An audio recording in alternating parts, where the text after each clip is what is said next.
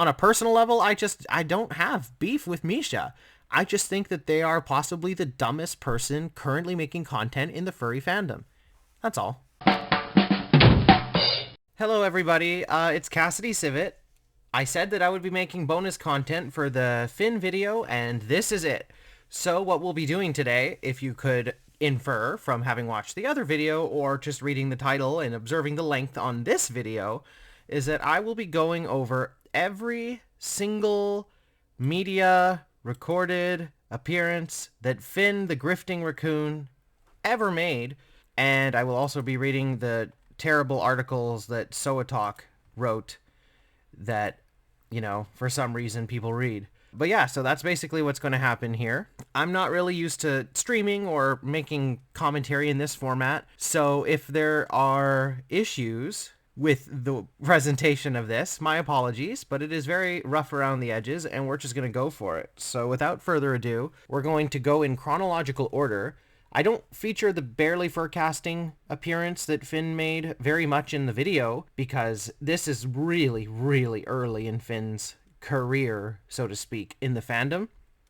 And they just didn't really have a presence yet, and I think you'll be able to tell just how relatively worthless Finn is and was trying to make themselves important to the community. So let's just get into this. First podcast.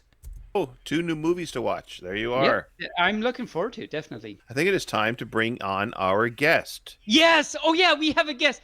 I've been talking this whole time. I'm so sorry. Yes, we have a guest even. Our amazing guest this week is Finn, Bringer of Love. Finn, the raccoon, the bringer of love. You know him. You love him.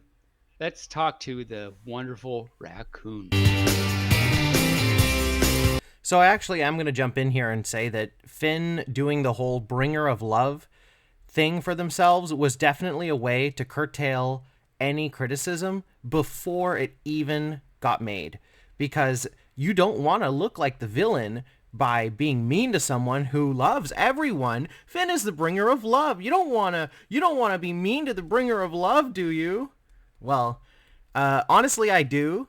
And after all the things that they did, I really want to, and publicly, I should say that I am 100% going to be cussing in this when necessary, because, yeah, this is a long-form video, and things just might slip out, and maybe I'm okay with that. So let's just continue.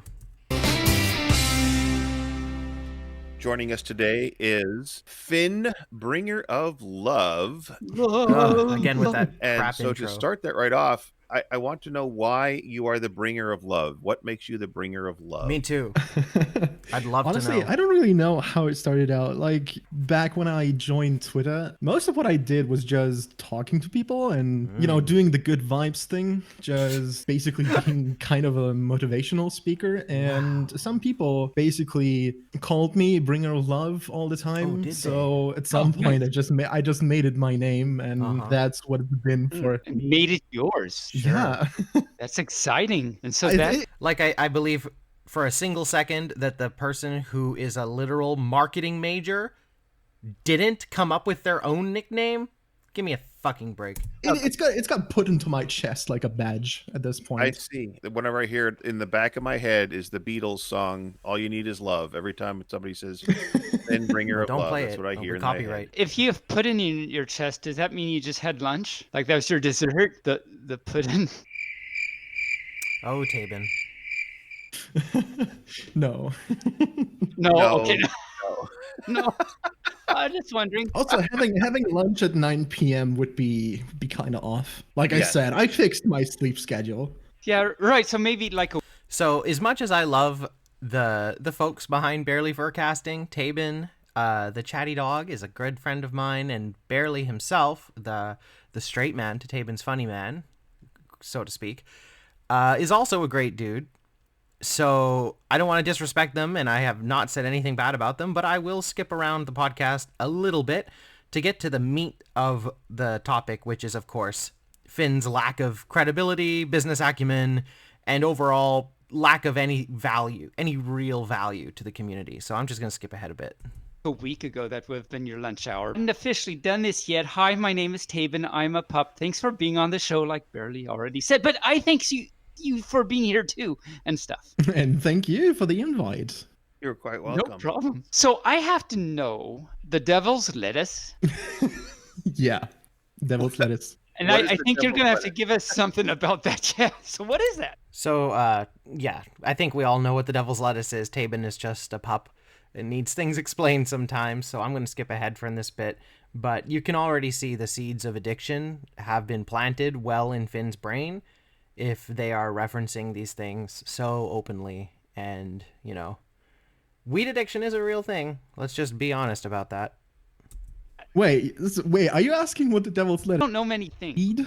Taben, I have to ask you that question. Because I saw hobbies and something, and a naughty bunny at some time. Okay, so they're weeds. So like, And sometimes. Speaking of which, then, how long have you been in the fandom, and what brought you to this wonderful thing we call the furry fandom? Well, so officially, I'd say it was November 2016? Yeah, pretty much. That was the time I kind of realized what furries actually are. So before that, I was pretty much all into that anthro stuff and animal characters, Disney characters, you know, that kind of stuff. But I didn't really know there's a community behind it and that it has a name. And as soon as I found out, I basically dived head in. Well, I mean, good for you. I think that's the way to go. Oh yeah, for sure. It's been a wild ride.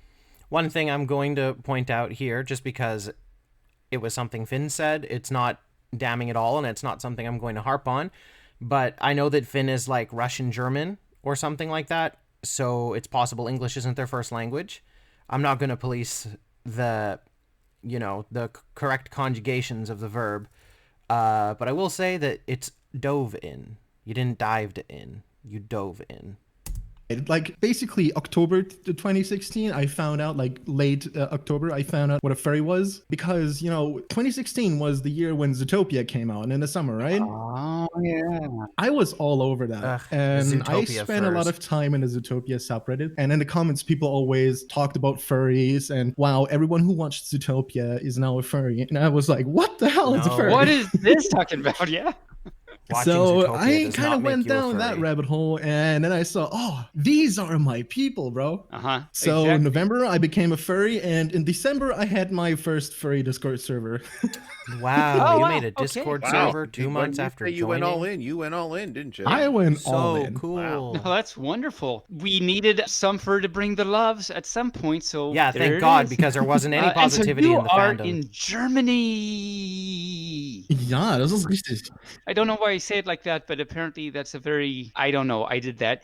And so what time is it for you there? Because it's a little afternoon for us here. Yeah, it's 9 p.m. for me right now. Wow, that's craziness. Gonna You're skip in the the German future. stuff. What's it like in the future? Oh. Is it any different? Exactly. You talk to First Science at someone did a study where they try to find out furries in Europe, like where are the most furries? And Germany probably has the highest density of furries, or at least people who are inclined towards furries in one way or another. And that's already a thing in itself. So over here, furries are quite known and quite liked. We have quite a few German celebrities visiting Eurofurns every now and then as well. Wow, I had no idea. I mean, I knew it was a big thing over there, but I didn't realize it was that big. So, I mean, and that's interesting because, like, if you look at, like, for FurCon attendance and everything, the top 6, 7, whatever biggest ones are over here in the States. But is it just because there's not as many cons over there, or why do you think that is? I would say that's because there's not as many people as here. I mean, Oh, yeah. if you compare the US or like America as a whole to Europe and Germany, you have a lot more people. Eurofurns here in Germany, in Berlin, is, as far as I know, the biggest FurCon in Europe. Yeah, definitely. Though, correct me if I'm wrong. And we definitely have quite a lot of furries. And Correct them if they're wrong. Whoa, that's like a first. there's so many local kind of furry meetups as well. So there's a lot going on here, but most of them are quite, let's say, traditional. So people like me are kind of the exception, like very international, very much on the English side, talking to people outside of Germany. German culture is very You mean online. That's what you mean. Not international. because you've never left Germany. You mean online, maybe even terminally. Itself, mostly because Germany is kind of, they don't like going out of the comfort zone usually. I understand how that goes. Yeah, the younger generations do, because they do tend to, because they basically grew up with the internet and Twitter, Instagram, whatever. The connection is there. But from my experience, I met a lot of furries who are like 30 plus, and they usually hang out only in their own groups. There's a big German forum base, kind of thing, fur base, I think is the name. Okay. Furbase. Okay. Yeah, Furbase. Yeah, I think Furbase is the name. Makes sense to me. And yeah, so there's a lot of German furries going on that are That's really good to know. And I mean, duh. I mean, more than that. So, of course, anyway, duh. But no, that's really good to know that it's so well accepted over there. Only in Europe or also in America? Here's the kicker. I have actually never been to a FurCon yet. I've been to a couple fur. And there it is. So at this point in February 2021, Finn had not yet been to a FurCon. As far as I'm aware, they have been to one Eurofurence since then. But yeah, this is the convention history of the person who was going to create a furry record label twice. Oh, God.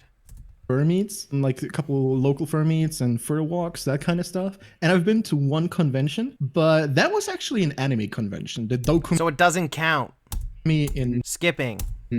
just there as well. Yeah. Maycon. So that's a good crossover. I've always wanted to go to some cons though. Like last year, I wanted to go to Eurofurence, but money was kind of tight because I moved. And last year, I also wanted to go to, what was it? The one in Birmingham, in England. Okay. I don't know what May 20. Don't we? Mm-hmm. So, two things I have to say. One is, and I've never been to an anime or con or Comic-Con myself, but I hear that there's kind of, I don't know if big is the word, but there's a quote unquote big kind of furry presence at those things too. So I'm not surprised to hear that. And the second thing was, I want you to say again that what did you say? You said, here's the kicker. I've never actually been to a FurCon. Say that again. Yeah, I've never. There's a reason for this. All right, listen to FurCon. Dun, dun, dun. All that. Wow. Thought, Then do you see what I have put up with? So let's move along to, let's talk about Fuzznet. I This agree. is something Let's that move you on. created. I think this is probably one of the things that when you said you went all in, you probably went all in on this too, didn't you? Oh, I did. Yeah, it's still quite a young project. All in all, I think it started around late 2019. Okay. Like officially with the Fuzznet name. I tried different projects and community projects like that, mostly based on Discord. Okay. But Fuzznet is the No, everything you've ever done is based on Discord where no one can see it? Damn, dude, that's crazy. first time I actually tried something that was of my own, like with its own website and its own presence across platforms instead of being centralized to something. And it's basically become a culmination of all my ideas and projects. So whatever I do and create or do together with other people in collaboration, Finn creates things? News to me. it's all happening under the Fuzznet name. So my YouTube channel, Not my anymore. arts, it's all happening under the Fuzznet name. Okay, all right. That's kind of the idea behind it. So that's the overarching company, if you will. Yeah, you could call it that. Yeah. So what does Fuzznet do then? So Company. Yeah, what do they do? there's actually Tell quite a us. lot. So in the Oh, a beginning, it was basically just kind of a brand name of what I do, like with my art and He doesn't do anything. Like, they straight up just don't do anything. Like, they don't make things. They make stupid logos. What are you talking about? You don't make things. my YouTube channel.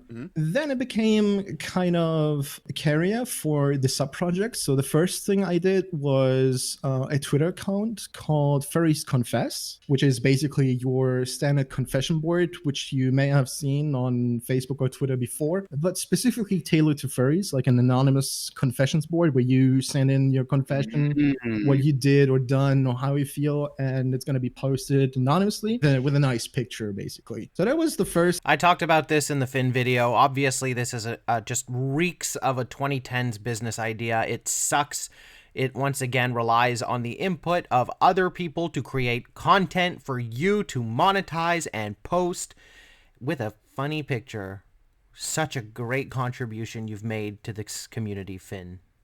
Simple idea, and then So wait a minute, let's go back to that. So what was the most oddest thing on the confession board that got posted? Oh, you remember no, this?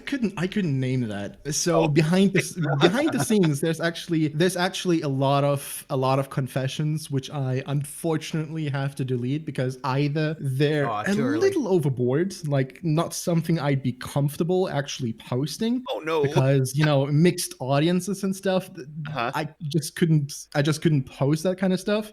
Other stuff kind of just missed the point, what it's about, and shared some things and stories which just don't belong anywhere outside your head. Okay. I could see how this. I can think of another person who has things that they should never have let escape their head. That kind of stumbled out, but I tried. Sort of thing could open up for all of that. yeah, it's really hard. Like if you make an anonymous space, people are gonna come in and take advantage of it, of course. Yeah, but for the most part, is it still there, or did you take that part down? Oh no, it's still there. No, it's gone. It's basically a little form you submit on the website, and then I get an email and I go through them. I have someone to help me with that from time to time. Okay. And yeah, we're basically reading through them, filtering them out, and then putting them into the format. And a thing which is a bit of a special in that, it's not just the confession being posted, but I try as much as I can to basically add a little comment or advice whenever I can to it. So you're kind of the Dear Abby of the furry world. Nah, well, I don't want to go that far. I'm just. Let's not go that far. Okay. I just if I have something to add. You can tell Finn is laughing because they don't know who Dear Abby is. That might help, then I'll just do that. Just adding a little personal note to it. Yeah, nice. I could just say, Dear Trash Panda, I walked in on my roommate making out with my fur head. What should...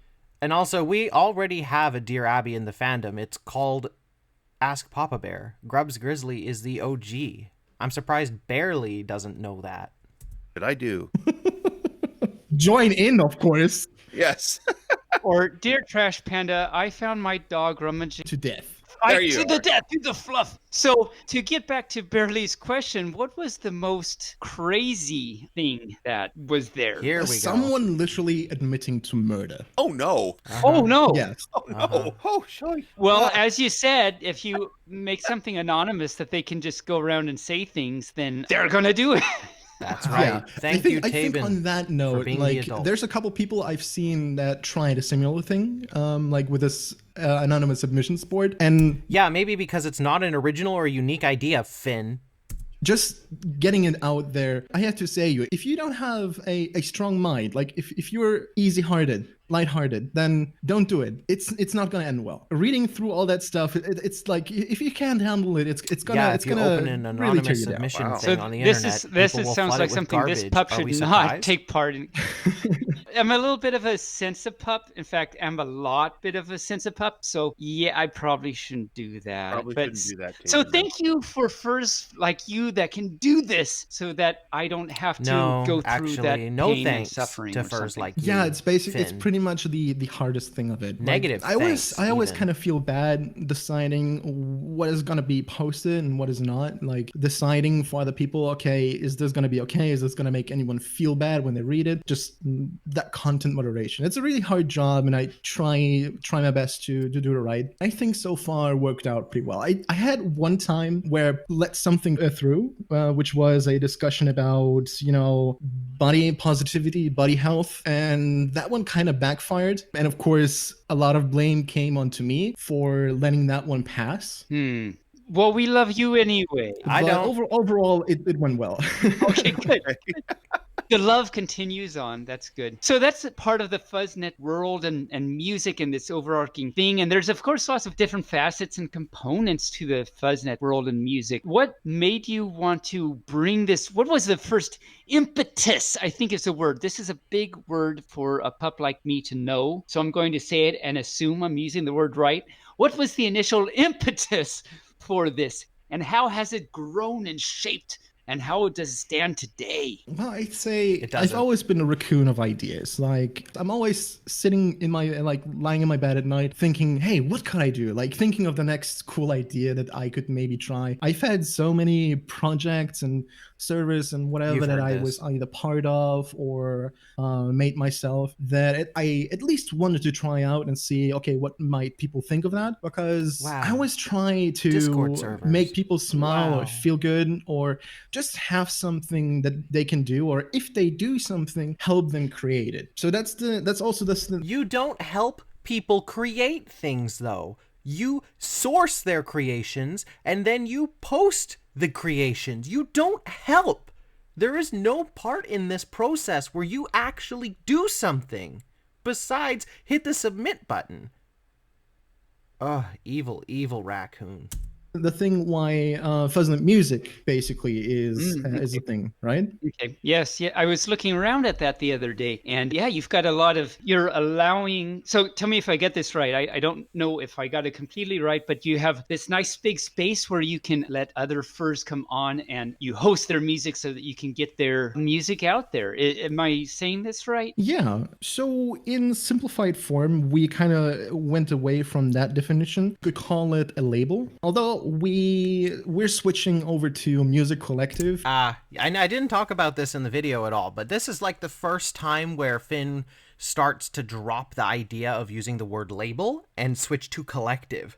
It wasn't really worth the whole segment in my video because ultimately it was all still just tied to their bank account, and it wasn't a co-op, it wasn't a cooperative effort, it wasn't anything that they said it was. It was just their little bank project. So, you know, whatever.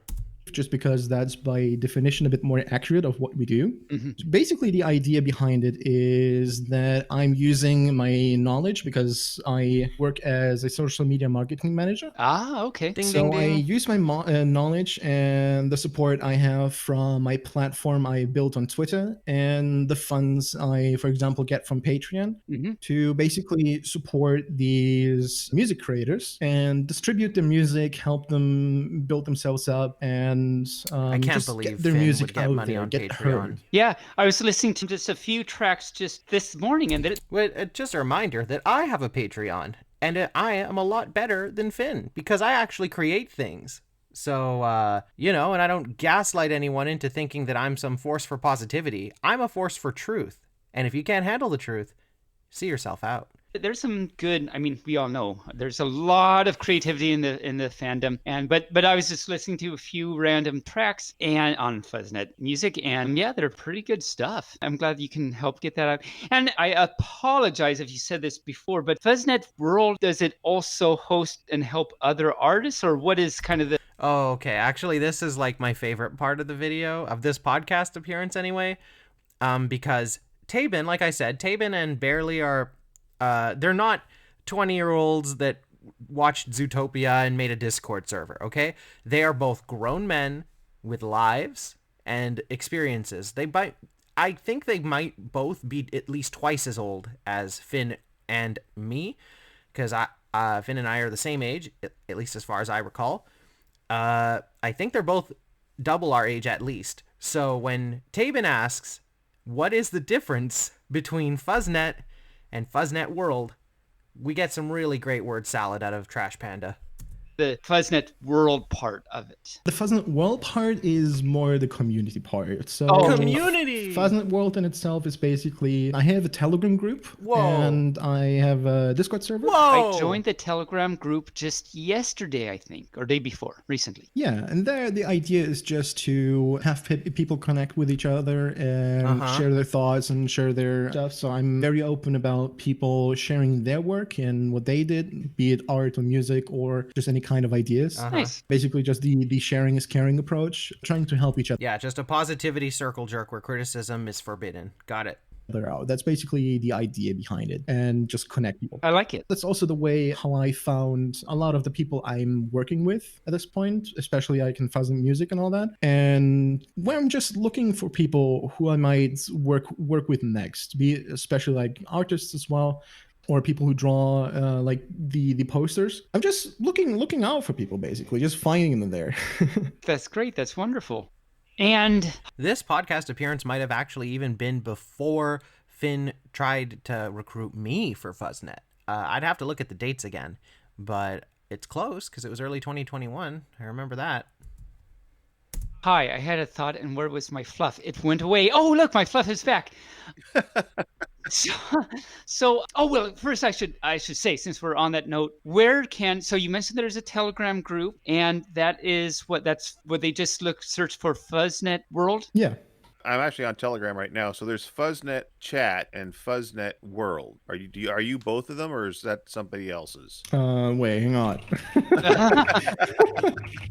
So there's one that's got like an orange guy. And He's Oh. only got 4 members in it, and then there's another one that's like almost a Wi-Fi symbol made into a raccoon. Yeah. Yeah, the Wi-Fi logo. That one's me. Like that That's you. one's Fuzznet. Yeah. Damn, Okay. the creativity to That's turn the 310 Wi-Fi members, signal yeah. into So- Okay. Oh, and furry look, Bearly, is you just unparalleled. joined. I did, but I want to make sure I I'm joined the looking right at one. it now. The group that they're talking about joining is the one that I mentioned at the end of the video that I was pre-banned from without even having set foot in there, because it wasn't really a group about being positive and sharing ideas and blah blah blah community. No, it's a group of people that love and worship Finn to love and worship Finn. Oh, he just joined. Welcome to the family. Well, thank you very much. Hopefully, we can post our links to our podcast there. Oh yeah, of course. Of course. So the music. Now, do you search out artists or do they come to you? How does that work? Honestly, smart of Bearly to get Finn on record agreeing that links can be shared for the podcast. That's a good thing to get on record. Kind of both, especially in the beginning. Right. I In the spent beginning. a lot of hours scouting people. I basically did keyword searches on Twitter. I went over to SoundCloud and Spotify to find connected artists to furry artists I knew. Okay. And I also went to Fur Affinity. There's this big furry musicians group. And I went through all the posts. Like I went all the way back to, I think, 2017 or something. And this is why when people like those morons that I put in the Finn video making fun of me or trying to like insult and berate me because I am adding my 2 cents and my own experience with Finn, hearing Finn talk here saying that they approached basically every single furry musician that they could find on every single website that they used. Like, for a second, just imagine that. Do you know how many people Finn has crossed paths with?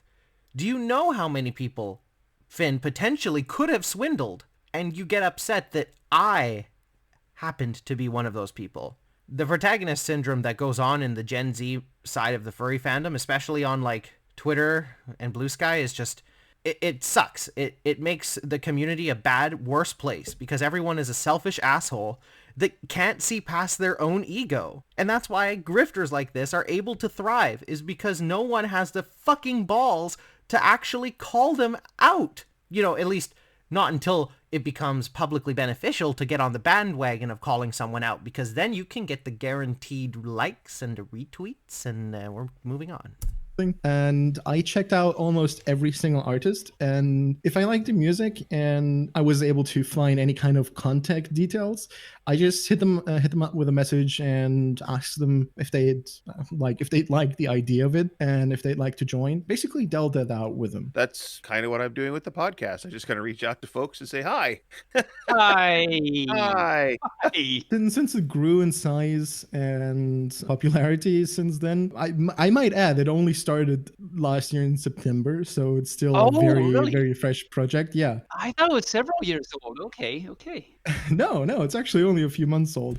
You stupid asshole! You said that it started in 2019, and now you're saying, oh, it was actually September 2020. Oh my god, can you guys just like see why I was losing my goddamn mind over this fucking clown for so long? This is only the first podcast appearance, and I am already just foaming at the mouth. I can't believe it. I can't believe it. They've been lying since day one. And Very cool. since then, it became something that is actually being talked about, and I received a lot of requests and demos since then. Very Good. cool. So I don't really have to reach out myself again. People are just coming over, and I'm checking their stuff At out. this point, they know. Very cool. That's good. Great. Yeah. And so you, beyond that, I mean, that's of course your big endeavor right now, but you're also a graphic designer too. Something you do Wow. artwork. Yes, I do. I've been into artwork ever since I've been 12 or 13 or something. Okay. Wow, you make art? When I cracked Photoshop for the first time Photoshop. Is Photoshop art? and Nice. just did some work. So before I became a furry, I've been Is photoshopping 3 dots and 2 points onto a Wi-Fi symbol art? a lot into the YouTube gaming scene and did a lot of kind of training work, like for any kind of people who need a logo or a nice picture or a nice banner. I just did that for them Cool. if I like them, and that's kind of how I learned to handle Photoshop. And it's became like quite a big hobby of mine to just go into graphics design and develop some knowledge with it. And that's a thing I do on the side now as well. Knowledge. Okay, cool. Okay. So you do some sort of commission work right now. Of course, as we say, it's not your main focus right now, but you still dabble and help first out. Yeah, Do you stream at all? I do. Yeah, not What is it with every talentless hack in this community streaming? Does streaming suddenly make people forget that you don't have any actual skills, that you don't have any actual charisma? People are just so entranced by mindless gameplay or whatever the heck they were probably streaming that they just tune out? Like, for the love of God, at least put reruns of The Office on. Like, have a little bit of dignity, you know? not too regularly, but I try to do it as often as I can. Nice. It's really fun. Yeah. Is it mostly gaming streaming then, since you're a gaming panda? Yeah, mostly gaming. I did a Aha, couple I knew it. talk streams as well. Like kind of a mix of both, basically. All right. I keep calling you panda. You're not panda. I'm not even assuming your species because I know your species. I'm just blatantly like saying panda. Like, what is wrong with me? I am such a horrible pup. Yeah, always when I join any kind of game, my tag on pretty much every platform is Trash Panda, and people always call me Panda. Okay, so I'm not Well, I the. guess it's better than calling you trash. Yeah, Not anymore. there is that. Hey, trash, how you doing? Yeah, people being considerate, I guess. Hey, trash. How you doing with that trash? Man, Although I to should be have fair, stolen that that wouldn't for be my too video. far off. Okay. Oh, okay. There we go. But just to get the record straight for any of our listeners out there, Finn is a raccoon, not a panda. Right. That is correct. Right. Only I don't know where else I'm going with that, but that's great. Get on with it. We've talked about a little bit about are there any other social medias or websites or like streaming sites that we should look for you on? Find your artwork and your streaming and all that good stuff. Well, you can pretty much find everything on my website. Good luck I'm finding mostly anything active now. on Twitter. That's where all my stuff is first posted, and Twitter is basically first. I'm streaming on Twitch and I'm posting music videos. Not totally related, but I'm always annoyed when people refer to Twitter or X or whatever as their like media site, because there's no gallery function on Twitter. Like, it sucks. Get a goddamn DeviantArt. If you're an artist and you care about your work, don't just post it on Twitter. Post it in other places. Post it in a gallery website, you know? Do something else with it. Jeez. And some videos of me and some stream replays on YouTube. Cool. And then I dabble around a bit on Telegram and Discord. And yeah, that's pretty much it. I tried Instagram, but for some reason I just randomly got banned someday because Instagram, I guess. Instagram Okay. knew Well, before we Instagram did. saw. We've got a trash panda here, and we've already got enough trash on this site. No, I'm naughty. And you have a YouTube, and you have this wonderful video about facts, little known or very well known facts about raccoons on your YouTube. That shout out to that. That was a fun video to make, yeah. I loved it. It was very, very great. So now, if I recall, are raccoons an animal over in Germany?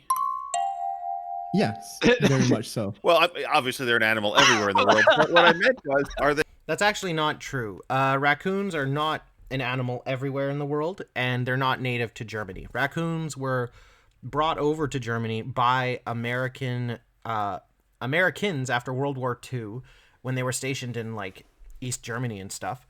And then they got, they escaped, they got loose, and then they started doing the wild thing in the cities, and raccoons thrive in cities. So there are raccoons in Germany. I think there are some in Russia too for similar reasons, like American pet sort of deal.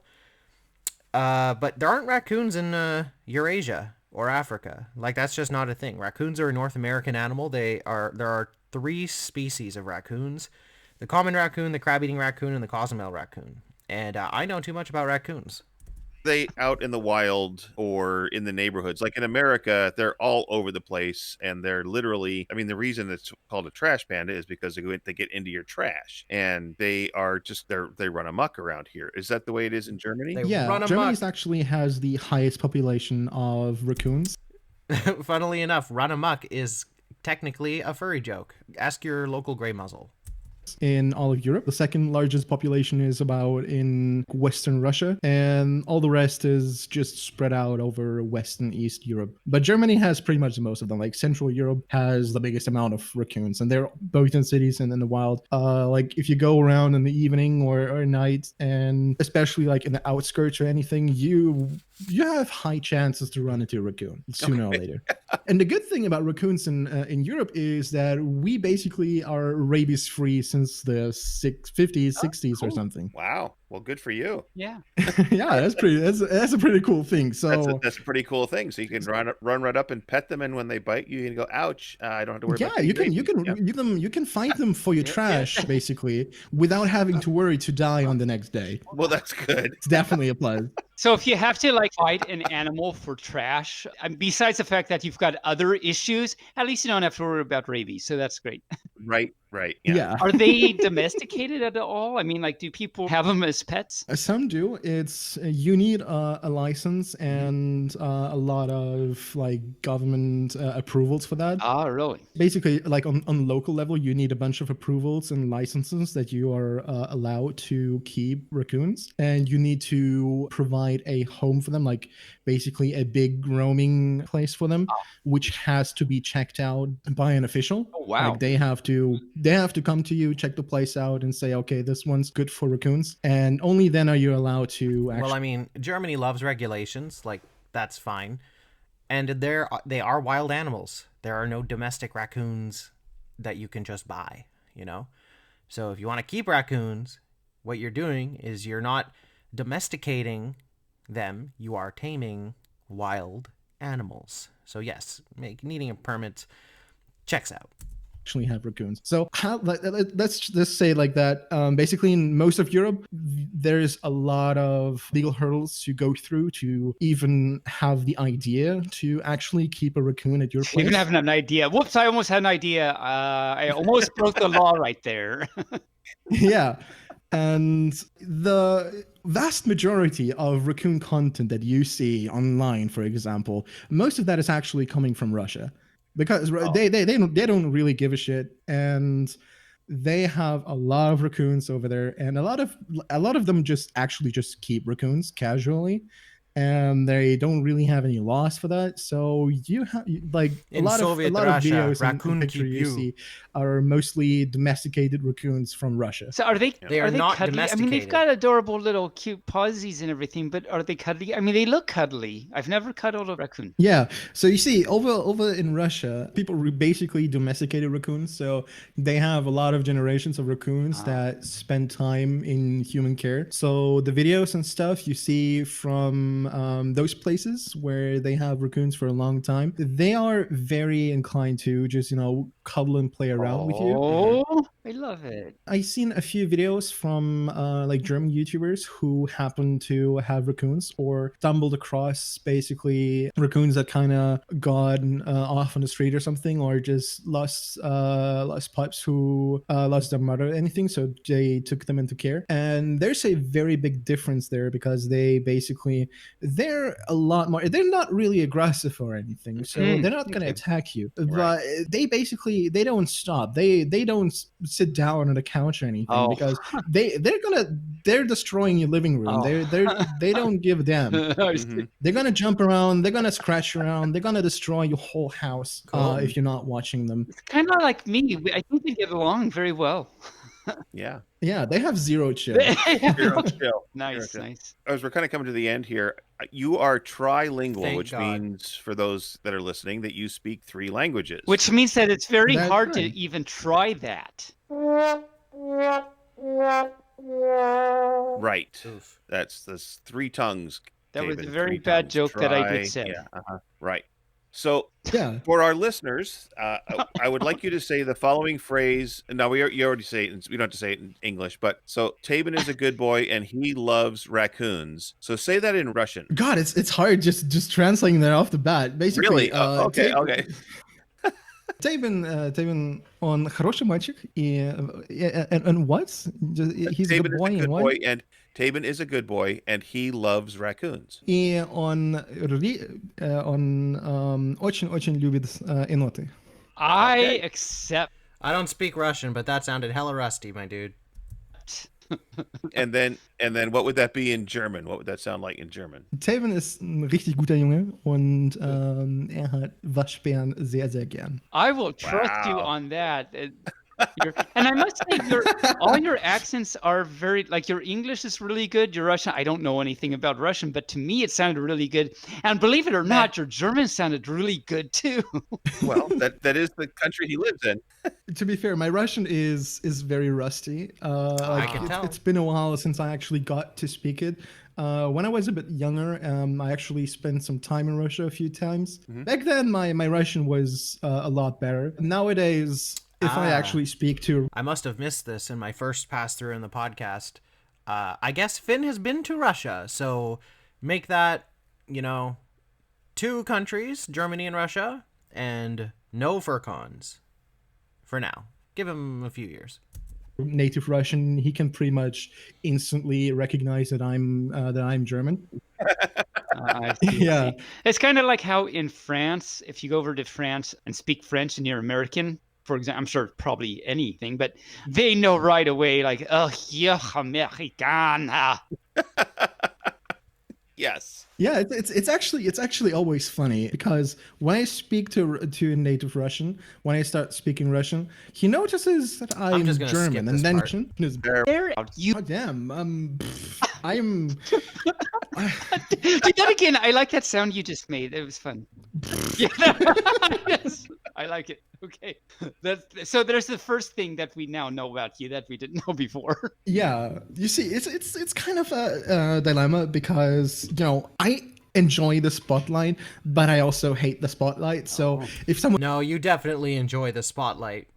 like tells me, hey, what do you want people to know about you? What do you want to have them check them out? And I'm like, I don't know, just go into my page or something, and there's a few links you can click and check out what I do, where I am.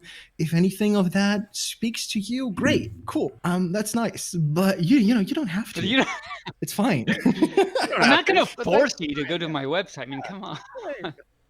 Yeah, but yeah, I mean, in that case, you can check out my website. If you go like to my website, fuzznet.world/Finn, that is basically my personal page. I put there with all the links and all the stuffs I do and I am at, and that's all where you can find me. And if you want to find out more about me, on Twitter, I have a super big thread, like basically a facts thread with, what is it now, over 400 facts. Not Oh, anymore. that's a lot of facts. That's a lot of facts.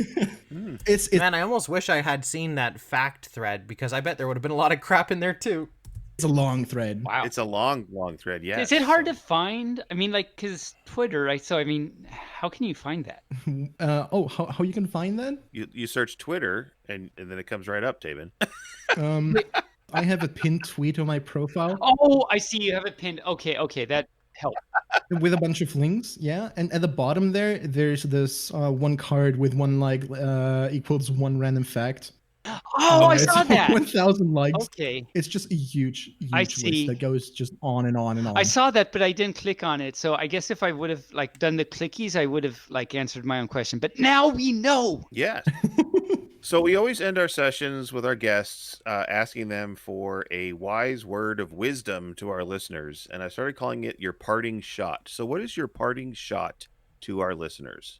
I think that's basically the motto I go by. Basically, be the person you always wish you had. Nice. Nice. Or you wish you have, basically. Nice. I like that. Yeah. I like that. I really like going by that. Very cool. Yeah. Like if Well, you're... Finn, it's Hi. go ahead. No, Go ahead, I David. wasn't saying anything. I was just going to... hi. Hi. My name is Taven, Well- and I'm a pup. It's nice to meet you, Finn. Thank you We for... are at It's the good to end. meet you, so let's start the show now. Yeah. No, Got let's the end, Bearly let's end the Furcasting. show now, Oh, Taven. oh, We oh, the already other way. did. I see the thing. Okay, yes, got the other way. That's at the end. So, Finn, thank you very much for coming on our show. It's always nice to have guests from around the world on our show. It gives us a lot of pleasure Yeah. and honor to have you on our show. Yeah.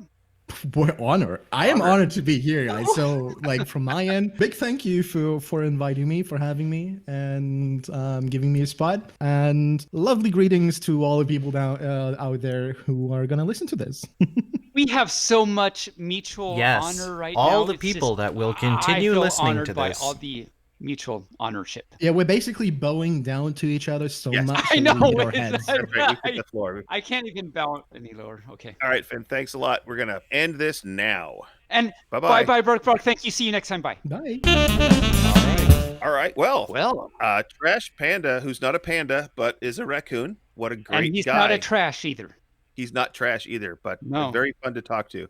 Very great guy over in Germany. Yeah, a lot of fun to talk to. Really cool about this Fuzznet world and music that he's doing to try and help promote the, when, like we've talked about, it's great to see these furs out there promoting the fandom and just helping in their own ways. And this is another example of that. And I'm still shocked. I didn't realize it's so young. What did they say? They said it was September, yeah. So Yeah. it was amazing that I was going to bring up the same point. I thought, wow, I thought it had been around for a long time. Yeah, so did I. But actually, if you go on there, there's a lot of good content there. And as they said, they've anymore. got people already, they don't have to reach out. the No. furs are coming to them. So Yeah, that's nice. pretty That's cool. great.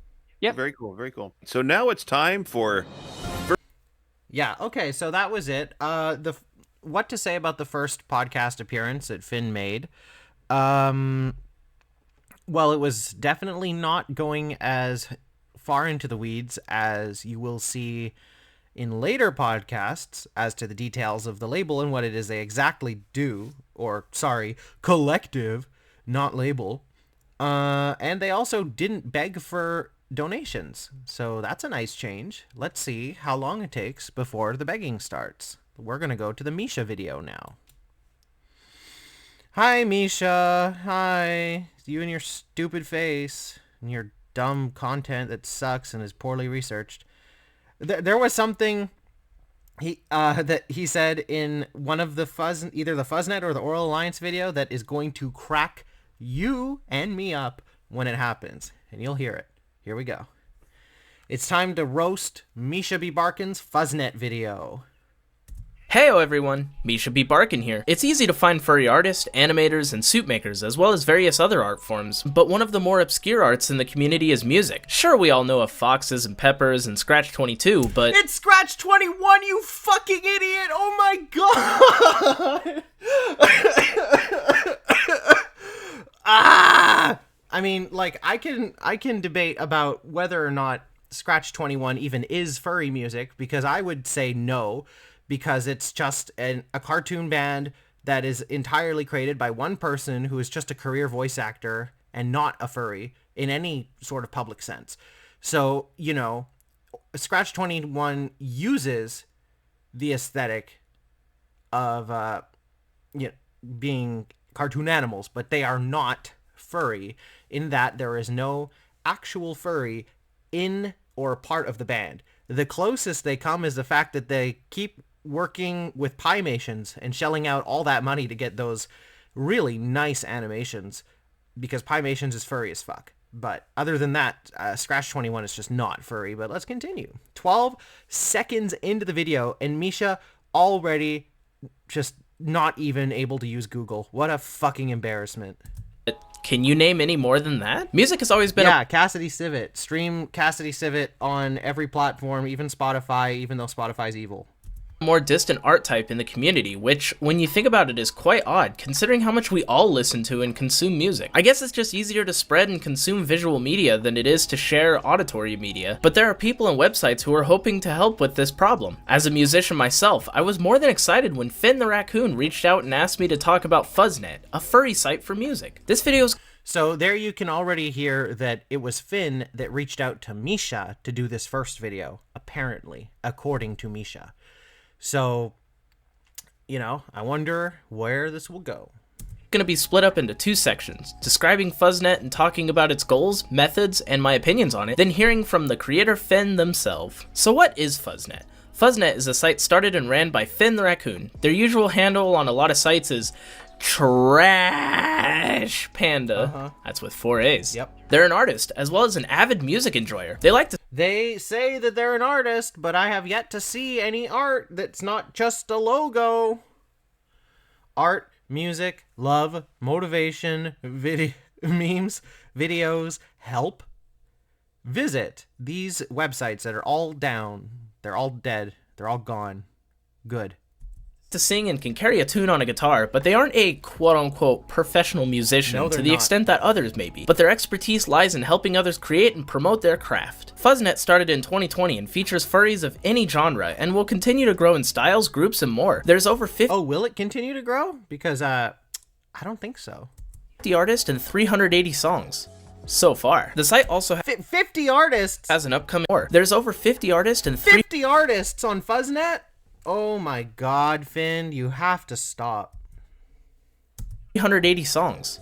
So far. The site also has an upcoming songs tab as well as artist bios so you can find and learn about your favorite artists. Hey, look at that. It's Finn releasing Tiger Cub's music. Just like I said in the video, that Tiger Cub and Finn are basically two peas in a pod. They're just, they went on different paths.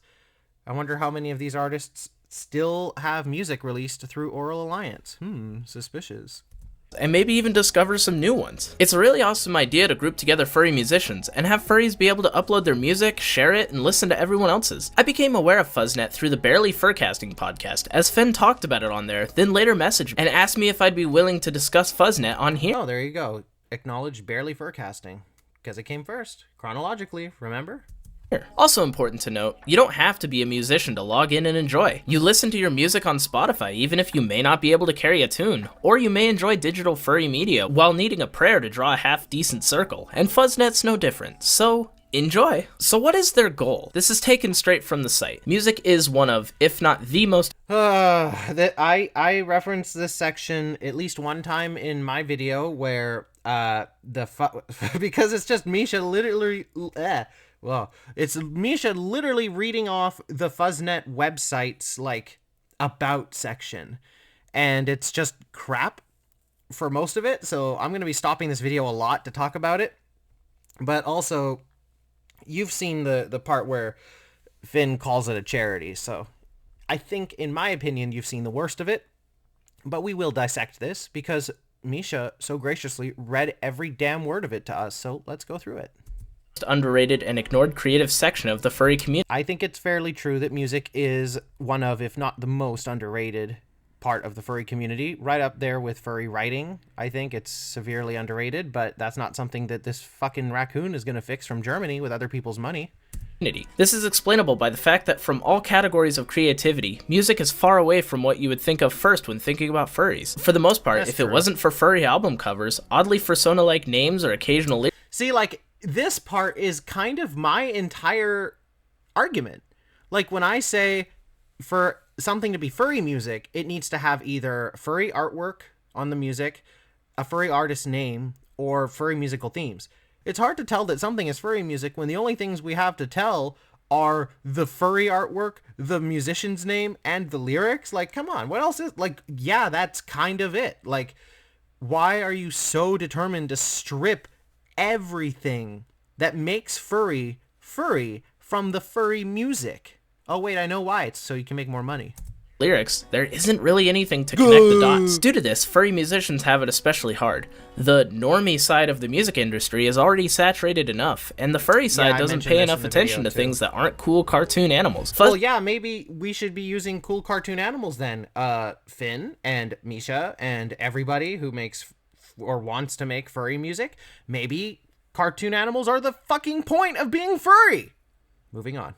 Fuzznet Music hopes to combat this through clever marketing, all into one distribution. Wow, clever this means all marketing. artists and songs will be distributed as one centralized profile, alongside their respective profile. And there's Fuzznet once again pitching the fact that they make themselves an artist name, which I said in my video, I know that they don't have to do that in order to take a cut, but they do it anyway, because I really believe that, you know, if some random furry producer has a big TikTok smash hit that when it goes viral, people are going to be like, wow, Aural Alliance, and not just look at the one name of the guy where it's like, I'll use Frizzg as the example, right? All My Fellas. It says All My Fellas by Frizzg.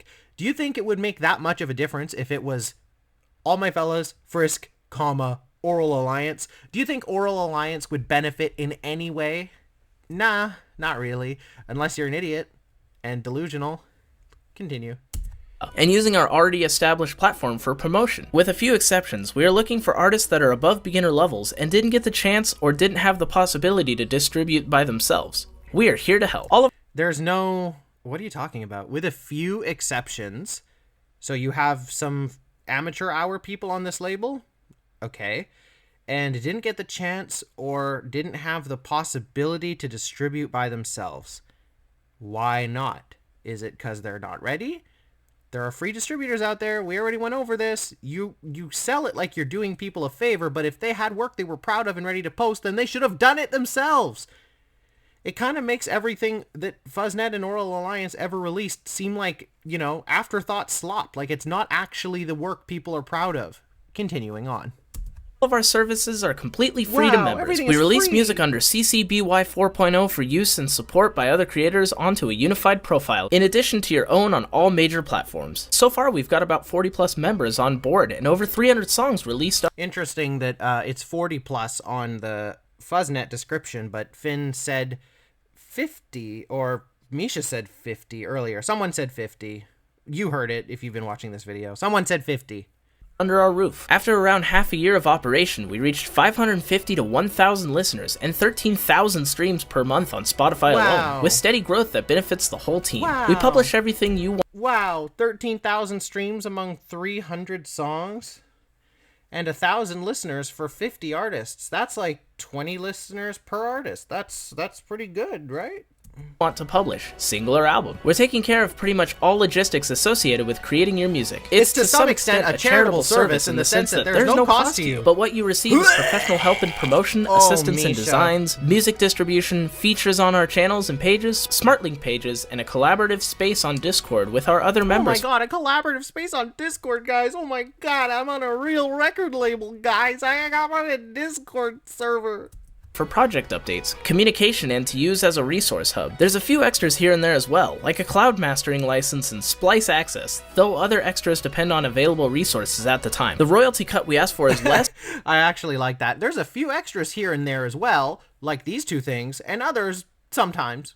It's just funny. It's meaningless.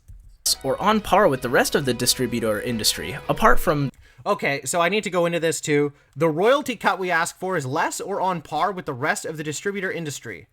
So, when you get your money from Spotify, you know, for your 1,000 plays or whatever, they already take a cut. The distributors already take a cut. So if you, for just making a nice round number example out there, say you made $100 in streaming before you were paid it. The distributor that you are receiving the money from will take a cut of that to a degree, whether it's in the actual processing fee or like a withdrawal fee when you actually take the money out. There is a fee, so you will be paying that, but now you are paying Finn and Fuzznet or Aural Alliance on top of that already cut fee. So you are making less, even though most of the people who are releasing music through the this collective should not be making any money because they don't have the audience. You know, they're going to be making even less than they should make if they did make money. That is just fucked up. The upfront cost ones, but we, as you can see, go way beyond just the distribution. Most of the funding comes from our Patreon and donations, so please consider. And there it is. Most of the funding comes from Patreon and donations. Yep. because they don't earn jack shit from the streaming or the sales. It is minuscule in the grand scheme of trying to gaslight like 40 people in your Discord server that they're actually, you know, really well-paid musicians at the top of their game, and not just a bunch of fucking bullies that make music sometimes in Ableton and post it and wouldn't get any money, but you get donations to the label, so they still get money. Here's your $20 for the quarter. Wow, you totally earned this from streaming. Not. Consider supporting our cause. And of course, links to their Patreon will be in the description. Their goal is definitely oriented around having a secure and focused space for furry musicians to be able to promote and share better quality to professional music, and to have it be able to be shared to all furries in an easy to find method. Also, the artist gets to keep the rights to each song and album. Fuzznet also has various benefits and perks to offer their musicians. I mean, the artist should keep the rights, but at the end of the day, Finn is still the one pressing the submit button on their behalf to post it, and then putting their own name on it. So yeah, the artist owns it, but the whole point of the label is that Finn is the one in charge of the distribution and all that stuff, right? If the artist really wanted the control, they would just do it themselves. We need to stop making excuses. Either do it or don't. Be a dreamer or be a doer. Seriously, I'm so freaking tired of the fandom willing to bend over backwards to make dreamers feel like they've actually done something. They haven't done anything. As I discussed with Finn in the interview portion. So how can you find Fuzznet? I'll link to their website, as well as their Twitter in the description below, but simply typing Fuzznet World brings up the website as Not well. anymore. You can also find Fuzznet World through any of the major streaming platforms, such as Spotify or Apple Music. Wow, Tiger Cub's song was at the top of the chart there. Wow. The primary artist listed is Fuzznet World, but if you're interested in a specific artist, they are listed on each of their individual albums or tracks as well. So how does someone join Fuzznet? Well, as a listener, you can just hop on in. It's free to stream your favorite furry musicians. No logins or anything needed. But how do you get in as a musician? You can send a demo to Finn, either on Twitter or Telegram. Since there's so many benefits and resources They didn't even have a submission form. You just you just message him and send a link to your demo. Oh, that's funny. That's just stupid and funny.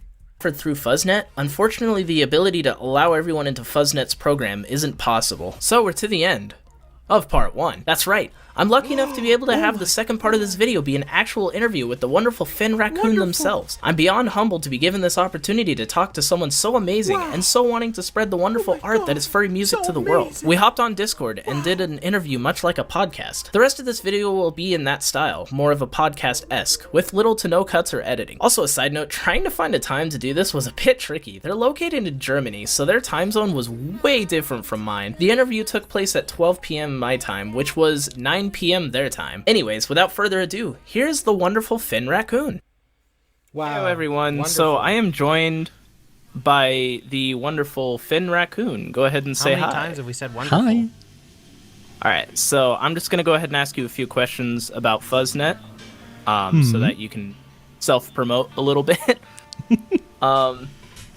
Let's start with talking about yourself first. So when did you join the furry community? Well, I joined basically late 2016. We heard this story. You know, after the whole Zootopia thing came around. That kind of basically led me into it. Almost head first, basically.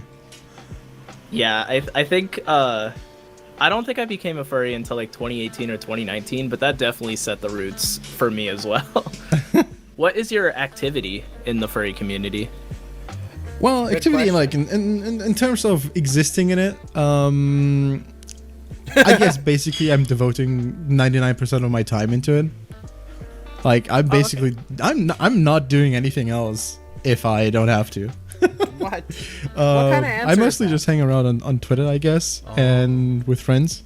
And Nice. otherwise I just kind of do stuff. I like doing stuff. You exist only on Twitter and you just do stuff. So vague, so useless, so dumb. What do you like? What projects do you have Well, I mean, in the Fuzznet, furry community? yeah, Fuzznet itself is basically like the collection of all projects. I did a bunch of random stuff on Twitter, like a confessions account or some. Oh my god. Oh, that pause. Oh my god. Finn is like, yeah, I made an account where people can submit secrets and oh my god. Oh my god, what a loser. Yeah, similar stuff with other accounts. And then I also did Twitch streams and YouTube stuff and artworks. But it kind of all went down that I'm pretty much only focusing on Fuzznet music by now. Oh, okay. Yeah, I want to get into like streaming on Twitch, but where I am currently, my internet is just absolute potato, so I can't stream on Twitch. Yeah, that's unfortunate. Yeah. So in your own words, what is Fuzznet? Fuzznet is basically kind of what I intended to be the name behind which I do all my stuff. But like I said, by now it's basically only Fuzznet Music. And Fuzznet Music itself is, to explain it simply, basically a music label, a furry music label. But for specific reasons, mostly by definition, it's actually a music collective. It's mostly semantic There's stuff. the same talking points So again. when did you start Fuzznet? I think Fuzznet started, what was it? Late 2019? There we go again. No, early 2020, I think.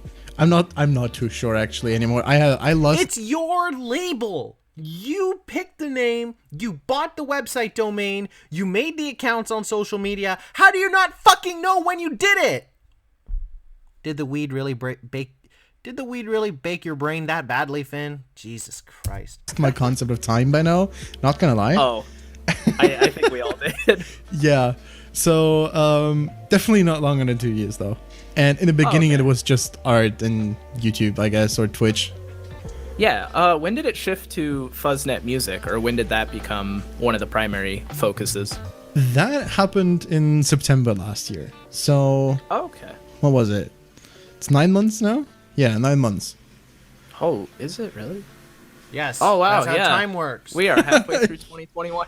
Wow. Yeah, crazy, isn't it? Speaking of losing concept of time, I mean, I can kind of forgive people being loosey-goosey with, like, time, especially during this COVID era.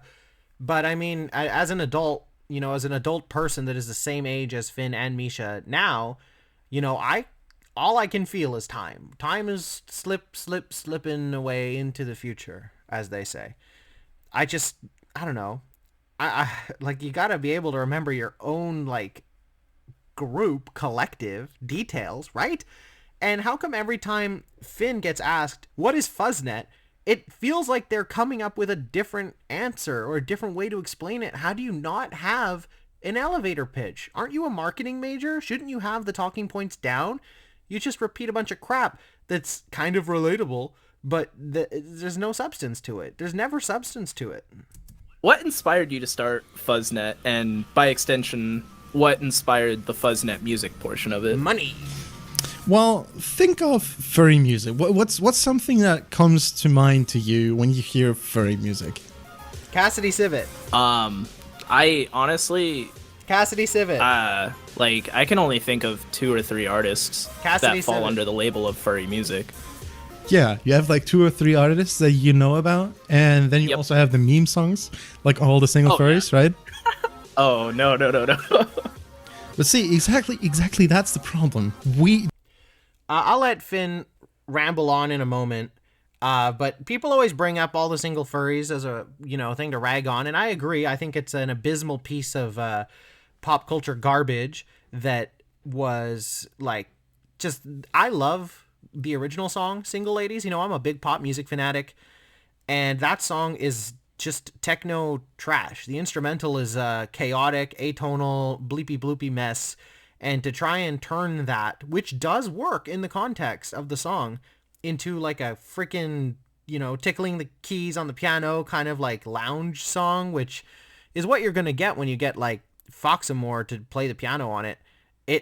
It just sucks. I hate it so much. And maybe one day if I have some time, I will make a long video about just how broken all the single furries actually is as a, piece of music. But nevertheless, I paused it here because I actually realized I don't think that I've ever explained my problem with Misha and the the truth is that I never had one. I never had one. I just came across Misha one day on social media and they had me blocked. And I can only assume it was for one of the many, many, many, many drama related things that my name gets swept up in sometimes. But I've already proven that Misha's too stupid to use Google. So when I saw that they blocked me without having ever even interacted with me, I was just like, okay, I'm going to write you off fully, completely, and forever as being a dumb, mouth-breathing idiot who just happened to hit it big on furry YouTube at a time when content was being consumed like crazy during COVID, particularly. But yeah, so like on a personal level, I don't have beef with Misha. I just think that they are possibly the dumbest person currently making content in the furry fandom. That's all. We don't have a furry music scene. We have a couple popular furry musicians. Cassidy, Civet. Or maybe a few other artists that we know happen to be furries or something. But otherwise, we don't really have a scene. Or at least we hadn't. Unless you were willing to like crawl through the absolute depths of fur affinity or scrumble through... I like that they said that furry music didn't have a scene like it does now. And by the way, it still doesn't now. There's no furry music scene. There are like 2 or 3 gatekeepers that are keeping out the actual furry musicians so that they can gaslight their friends into thinking they're bigger than they are. Shout out to Indie Anthro for that. Keyword searches on Twitter or something, right? But otherwise, you didn't have any spaces. If you went on Reddit, there were 2 furry music subreddits. One is dead, and the other one is basically dead. I think the last post was like multiple months ago. Oh no. Yeah, so you just don't really have anything going on there. Do people use Reddit? I don't really Fuzznet look Music, at it. the idea behind it at the core was to kind of bring some attention to that music scene. Because there's a great amount of musicians, furry musicians, and a lot of people just kind of don't really think about it or don't know where to find it. And there's no easy way to do it either. There's no Reddit, there's no specific websites. And if you want to... That's like the only thing that I would maybe give Finn like some credit for, is that it is true. There was no big furry music like database. You couldn't really Google it before, but you can now because Spotify made furry a genre tag. And while that seemed like a good thing at the time, what it's only really done is really make sure that furry musicians are pigeonholed into that genre and nothing else. The number of furry artists who have more than one genre tag, like that isn't just furry, it's single digits. Like, it's seriously minuscule, and it's sad. And I thought about making a video about Spotify also, so we'll see about that. Find them, you really have to look for specific artists, and then you can't be really sure if they're good or anything, or you don't have an easy way to just scroll through a bunch of them. Well, yeah, because it's not artwork that you're looking at to pick a favorite print to buy. It's music. You have to listen to it to form an opinion on it. To find one that you like. And that's kind of what we're doing with Fuzznet Music, just putting everything into one massive group. Yeah, that makes a lot of sense. That's perfect. So the business strategy is putting all the eggs in how many baskets? 1? With the other avenues of art in the community, visual art and suit making and other arts and crafts are much more well known in the community, but there's also a music scene, and a lot of furries are actually musicians, and it's great that they're finally getting an avenue to help self-promote themselves. Yeah, and it's not just about self-promotion. We're also actually a professional collective in that sense. We're a professional collective. Do you have a license for that, Finn? Distributing, we're promoting, we're offering variable services and a bunch of resources and help to get the music done or to help out making it.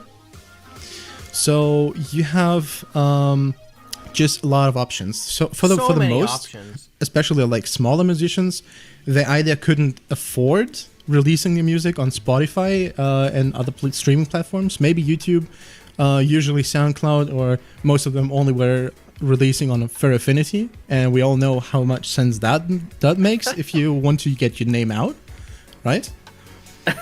Putting your music on Spotify or on, like, you know, streaming sites that generate revenue for the artist, that isn't really even putting your name out there. Like, if that's part of the pitch that Finn is selling, it's also crap. You get your name out there by A, doing shows, B, going to events in person and talking to people, C, advertising, maybe. But, like, to say that, like, your career starts when you put your first song on Spotify, it just doesn't make any sense. Yeah. So you don't really have much happening listen? there. And we're actually offering the fact that we actually distribute the music for you. Oh, okay. So, Wow. and we do it for free as well. So no upfront costs. It's like a complete community service, community funded. And They use DistroKid. we're not just distributing your music. So there's a couple of music platforms, music distributors that would distribute it for free, but they would be taking like a 15% cut on average. And we do also ask for a 10% cut, but we do much more than just the distribution. We offer a bunch of other services that you usually have to pay for, like for smart links. We promote everything that happens under our roof on our social channels. I mean, and duh, if you're not promoting your own artists, what the fuck are you even doing? Again, it's not a selling point if the label is working as intended. Not a selling point. YouTube, and we'll put it into one profile as well, and the Fuzznet profile. And with multiple artists combined, if there's like someone who's got some more streams, some more attention, naturally some of that attention will also flow to the other artists as well. So Okay, so this is one of the most frequently regurgitated claims that Finn makes, is that, oh, if someone gets attention, then the other people will get attention. You've been running some version of this bullshit collective for 3 years at least. You have never, not once, provided any proof that that actually happens. That someone getting noticed leads to other people getting noticed naturally, as you put it. Organically might be the other way to put it. It doesn't happen, it has never happened, and it will never happen. if someone is getting really popular, Nope. the other ones around them are gonna have a little bit of that cake as well. Never happened. Just by association. Nope. Okay, yeah, that's awesome. Misha! And then I remember reading the artists retain their rights to the music. Yeah. There's sure. they retain all the rights. Great. So there's nothing like you would think, oh, with all the free stuff, where's the catch, right? And there genuinely The catch is that when something is free, the product is you. is no catch with us. So we're not asking for any like contractual obligations. We're not asking for any licensing or any rights. So you can get out at any time you want for any reason. No questions asked. And if you don't get out, when the label dies, you'll be forced out. This is just a complete support project for every musician that wants to get more out there or have this kind of distribution experience for the first time, or have some help, have this collaborative space, all that kind of jazz. Yeah. Okay.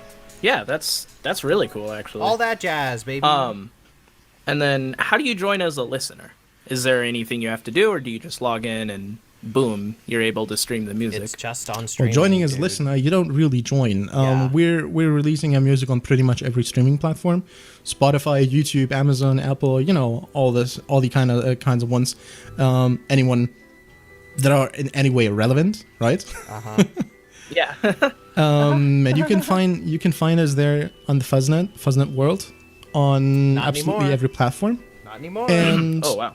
each artist is then also credited within the song itself on every platform. So if you want to check out more from that specific artist, you can just go in their profile. It's all just linked Okay, together. That's how it works. That's how Perfect. websites work. And then, how do you join as a musician? Like, how do you get started? Was a musician, For the most part, I've been, for the most that are in our team, I've been reaching out personally, so I'm constantly scraping through Twitter and Fur Affinity and SoundCloud to find some new artists, I suppose. We also have a furry music subreddit that we created that is actually active. And I found a handful of artists there as well from posting their links. Otherwise, though, everyone is just able to reach out to me on Twitter or Telegram and send me a demo. Just give a quick talk. Oh my god, they're serious. There's no formal submission, like, form. You're just finding Finn's personal account and sending them demos? Well, you know, that's one thing that they actually fixed for Fuzznet, so congratulations, Finn. You have earned 1 point. 1 improvement point. It's your first and probably the only one that you're going to get. And we're going to see if we can work something out. So we do have like a little requirement, so we're not just taking everyone and everything. Yeah. While we don't really have a limit on the genre, I still try to look for, you know, a base level of skill and style to have some, let's say, some guarantee. What? For for people. What guarantee? You need a base skill level as a guarantee. What the hell does that mean? That you can guarantee that they'll keep churning out uninteresting background playlist filler garbage music that you can like spam onto Spotify and hope that something will hit a big one day? Oh crap, did I hit the nail on the head, didn't I? That makes sense. And then what's the subreddit called? The subreddit is just furry musicians. Okay, I'm just gonna join that real quick. r/furry musicians on in the Reddit. middle of their Everybody, podcast. Go join. Joining groups. Okay. Why is that a trend? And then what? I guess we already addressed this a little bit, but what is your goal with Fuzznet? Money. Well, yeah, the goal is money. As I said, supporting artists and giving listeners just a easier and one-stop avenue to find more furry artists and support furry artists, since a lot of people really put a lot of value on helping out the community itself. So I've seen a bunch of people who are really interested in listening more to more furry music, knowing that they're supporting a creative within their own community, obviously. On the other hand, we're also releasing all the music under our roof under a Creative Commons license. So I know that Finn is about to talk about the Creative Commons thing being a surefire path to virality if the music is free to use in the background of any random furry VTube Twitch person that wants to put music on in the background for their, 20 viewers or 5 viewers or no viewers. But Finn actually talked about or briefly mentioned something there that I thought was sort of interesting, which is that, friends in the fandom are actually, I'll go back a second and let him within their own community, obviously. Share. On the other hand, we're also releasing all the music on the community, obviously, that they're supporting a creative within their own community. Or Y 4.0. So the supporting a creative within their own community thing, it sure is nice, but that's exactly why these sort of personality cults pop up, is because yes, we are all individual people with our own individual freedoms and the ability to choose things that we find interesting to us and us alone.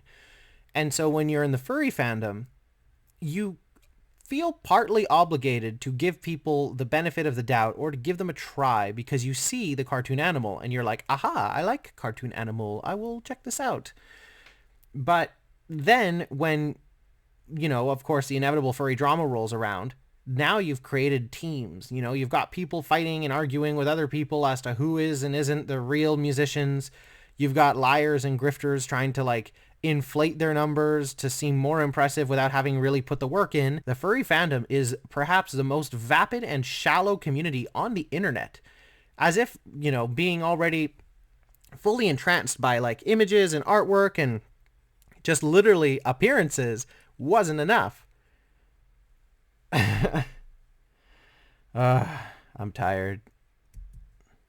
Which basically allows every creator, be it streamer or YouTuber or whatever, to use the music, stream the music, edit the music, make remixes of it, all on the fair use, only with crediting. So that means for streamers, there's a copyright-free option to use fairy music for all your background noise. Wow. Yeah, that was gonna be. I forgot to list that in the questions I sent you, but I was gonna ask about using the music for your own projects. But yeah, you went over that. Sure did. Perfect. Thinking about browsing through there and seeing if there's any music that I would want to use for the background of this video or the interview portion. Yeah, I mean, by now there's kind of something for everyone, from different genres to different styles and levels of quality, I suppose, different personalities. It's like over 50 artists are signed up by now, and from those 50 sign up, like 50 plus sign up, a little over 40 have released so far. And that's 360 plus songs that's why the numbers that are were different. released in the past 9 months. Wow. So there's a lot to listen to already, and a lot more to come. Just this month alone, until the end of the month, there's almost 40 new songs coming. Oh my gosh. Woo, wow. Get ready for the slop. Yeah, there's only one direction to go with this project. I love slop. Like, people are just gonna keep making music. That's awesome. As a musician myself, that makes me all like excited that there's an actual avenue and a place for musicians to put their work. All right. The furry fandom is a community. Like, at the end of the day, furry is a community. Like, honestly, I don't even like the word fandom very much because, like, yes, we are fans of, furry, but it's not a media thing, There's not like a collective, like, oh, yes, we love this furry property. There's no Zootopia convention. As a musician myself, that makes me all like excited that there's an actual avenue and I don't know what Misha means there either with actual avenue. Like, if you make music and you want to release it, you can. Like, I don't get it. Like, do it. Like, fucking do it. Like, what do you mean can? You could always do it. We're in the age of the internet. It is the digital age. What is your problem? Why are you so stupid? A place for musicians to put their work. All right, well, any last things you'd like to mention? I guess there's nothing specific to be said other than we've got a bunch of resources all on our website, obviously. Resources. There's creative information for using our music. Exactly on the first page for the music page, just right at the top. We've got pages on how to support us. We've got pages on pages on pages. Where to find us, how to help out financially, and a list of each individual artist if you prefer to support. I almost missed that. How to help out financially. There we go. We have our first Finn, though not as overtly as in other times. First Finn request for money. Individual artists themselves. We're completely cool with that. And we're also trying our best on supporting artists outside of Fuzznet. So it's not just all about us and the artists that are with Fuzznet, but we have like a bunch of Spotify playlists that are furry artists in general. Like everyone I could find, or who basically send us a message that they have music on Spotify, and we've got a huge amount of furry music playlists of different genres and different Isn't moods. that what you just said? All sorted in with even more, like double the amount of artists that we have in Fuzznet. You can find in the Spotify playlists themselves. Oh, jeez. Yeah, and the furry musicians subreddit is kind of the same thing, which is meant for everyone who is interested in that scene and space. Okay. Yeah, that's awesome. Well, that's all I got for you today. So, thank you for coming on and talking about Fuzznet, and thank you for asking me to promote it. I'm always more than happy to talk about different furry projects, especially music-related ones. Yeah, and I'm very thankful for like giving us the chance, hearing us out. I think you'd be basically the first to talk about Fuzznet. No, actually, you'd be the second. Oh my god. But the first one wasn't necessarily talking about Fuzznet. It was more me and then Fuzznet, so it was kind of funny. Oh, Didn't yeah. even see that one coming. But yeah, you're the first one who basically make a little video and report it on Fuzznet itself. So I'm making a video report, Finn. Don't you worry. Okay. many thanks to you for that. Yeah, I'm more than happy to. Yeah. You can do they have whatever you no want chemistry. with all of that information. Okay. Why Fuzznet sucks? No, I'm kidding. I'm kidding. Yeah, I'm working on it, Misha. All right. It's led by a raccoon. Yeah, that's all you need to know. That's racist. All right. Well, I guess I'll let you go. Thank you for your time. Thank you as well. You go have a good day. So yeah, I'm not gonna let the credits play on this. Most of these songs that were used actually are not online anymore because they went down with Fuzznet. When Fuzznet died, so did the songs. So good luck. If you can find any of these songs, comment and let me know. And if you're one of the artists who got fucked over by Fuzznet, let me know and comment. Yeah, so that's Fuzznet. That concludes the Fuzznet section of this video. And now is a little something in the middle. I just want to see if there's a date, December 12th, and okay, so what I was planning to do was, of course, I am doing things in order, but I'm going to break up the videos and first do a little tangent. I'm going to read Soatok's blog. So there's this furry dude named Soatok Dhole. He runs a site called Soatok Dhole Moments, where he talks about a bunch of crap, and he's a rich tech nerd loser guy who thinks that he's the hottest shit in the fandom. But he did win the Good Furry Award after I did, because he was able to get enough of his readers to go and vote for him. So it's not like it's that much of an accomplishment, really. Because I had to fight to earn that award. I was up against some real strong competition in my year. And I did make a big difference, and I was able to pull in the votes myself to beat people that I was certain were going to beat me. But Soatok was not even on my radar until really this video, until this article. Aural Alliance. We are officially in the Aural Alliance portion of the video. Furry music to wag/pounce to. Dhole Moments is not a music blog. I will not pretend to be an expert on music theory, or music appreciation. Well, thank God for that, Soatok. Thank God you are so humble. But it goes even further than that. I am so untalented at music that I exert a vacuum pressure on musicians who cross my path at furry conventions. I don't know what that means. You push them away? You absorb them? I don't understand.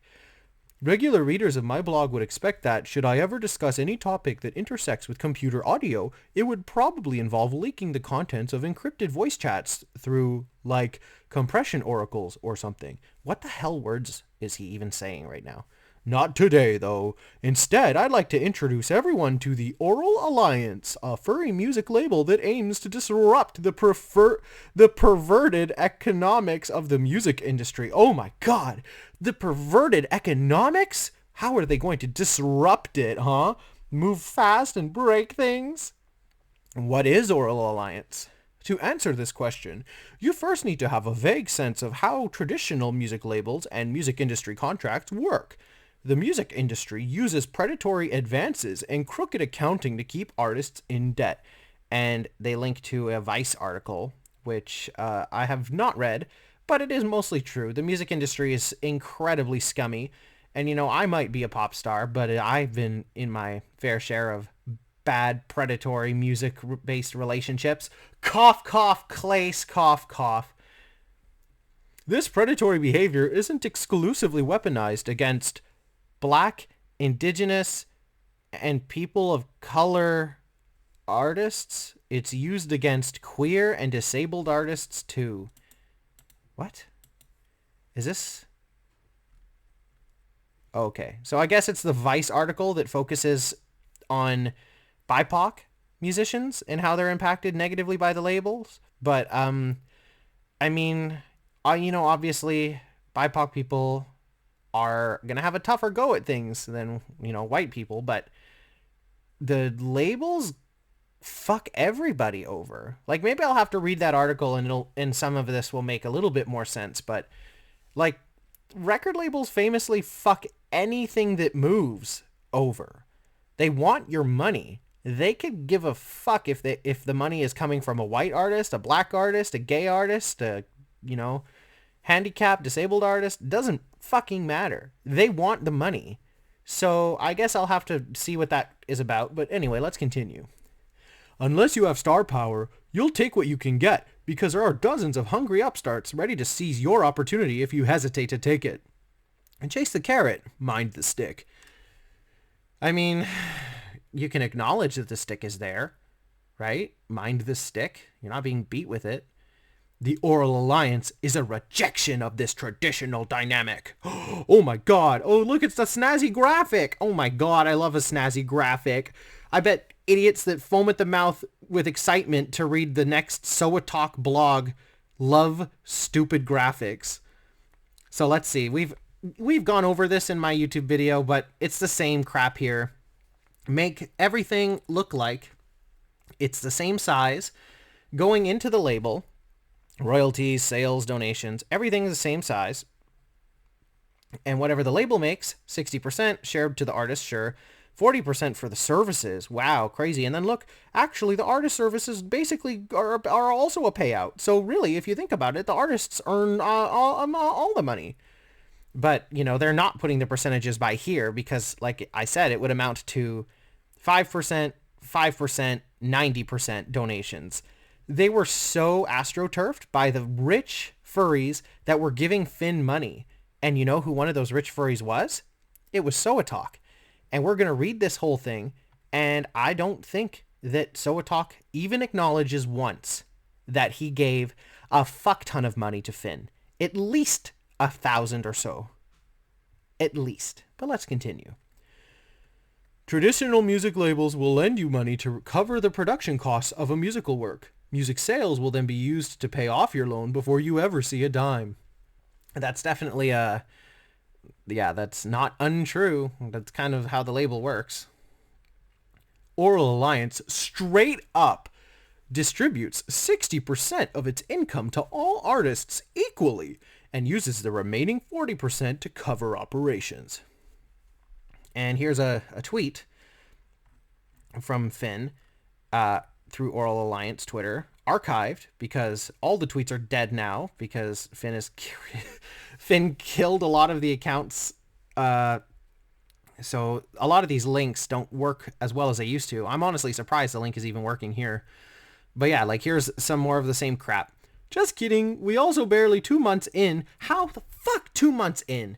Managed to pay out over $250 total to all our currently eligible artists in our first cycle, regardless of their number of streams. And I cannot put into words enough just how happy it made me doing so. It's a small but significant start. Okay, so first of all, you will not even get money from like streaming revenue within 2 months. It usually takes 3 months to get anything from streaming or sales on those official stores. Which means that those $250 were probably, again, 90% donations and maybe 5 to 10% sales on Bandcamp. Like, this is not real money. This is not money that you can put on a graph and predict a future quarter with. This is not, like, earned revenue. These are donations being sold to the public as though it is a label win. As though the label earned this money.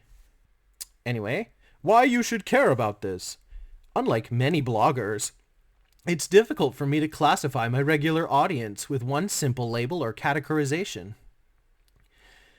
Dhole Moments is a furry blog, sure, but not everyone who reads my writing is a furry. I write about computers, security, and cryptography, yes, but not everyone who reads my blog is particularly interested in those topics either. It might be tempting to read about a furry music label built on socialist principles, shrug, and say, so what? I'm not a fan of furry musicians or socialism. Where's your post about key management you promised, Dhole? To understand the impact and significance of the Aural Alliance, some knowledge on current events and technology culture is needed. And now, I don't think that much of this is really worth reading. I would maybe recommend you guys read it, because in order to make Finn more legitimate or appear more legitimate as a business person that isn't being given thousands of dollars for free by idiots like Soatok to create a label that pretends to make money, in order to make Finn look more legit, Soatok has to talk about the enshittification of music sales, which is basically, enshittification is a term where it's like you start using a service, and then as time goes on, you're paying a fee to use the service, and the service starts changing, and it gets worse, but you might end up paying more. And so it's just things gradually get shittier. Enshittification. It's a word that nerdy tech bros that are on their computer all day really like, but it's not caught on in the mainstream. He's ragging on Bandcamp here and how Epic Games acquired Bandcamp, and then they sold Bandcamp to Songtradr, and then Songtradr laid off a bunch of people. Bandcamp is toast right now, blah, blah, blah. Time and time again, this happens to industries that affect millions of people's lives, and we're all the worse for it. Yeah, welcome to capitalism, buddy.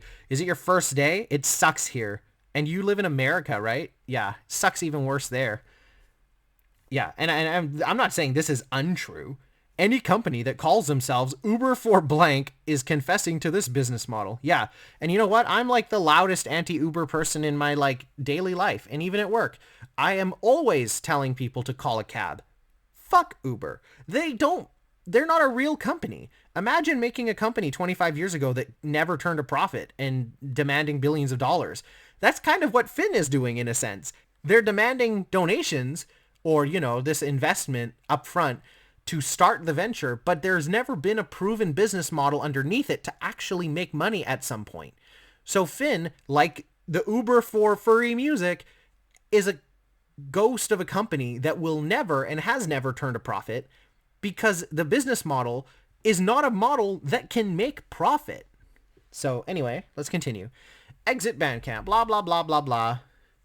Blah, blah, blah, blah, blah. Bunch of crap. Oh, gay. Love gay. Gay, gay, gay. Opposition and hope. Wow. Great. Okay. Oh, wow. Linking a Philosophy Tube video. Big brain on this dog. Philosophy Tube is a great channel. Posting a direct link to Philosophy Tube in your blog does not make you smart by proxy, surprisingly. And neither does posting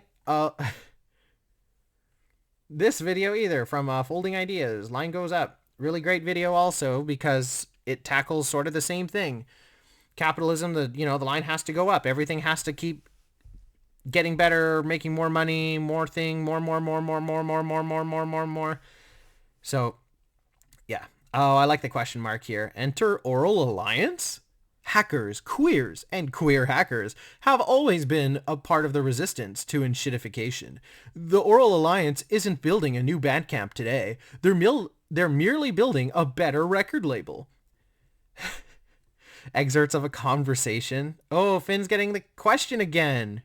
Soatok asks, if you had to describe your mission in one sentence, what would it be?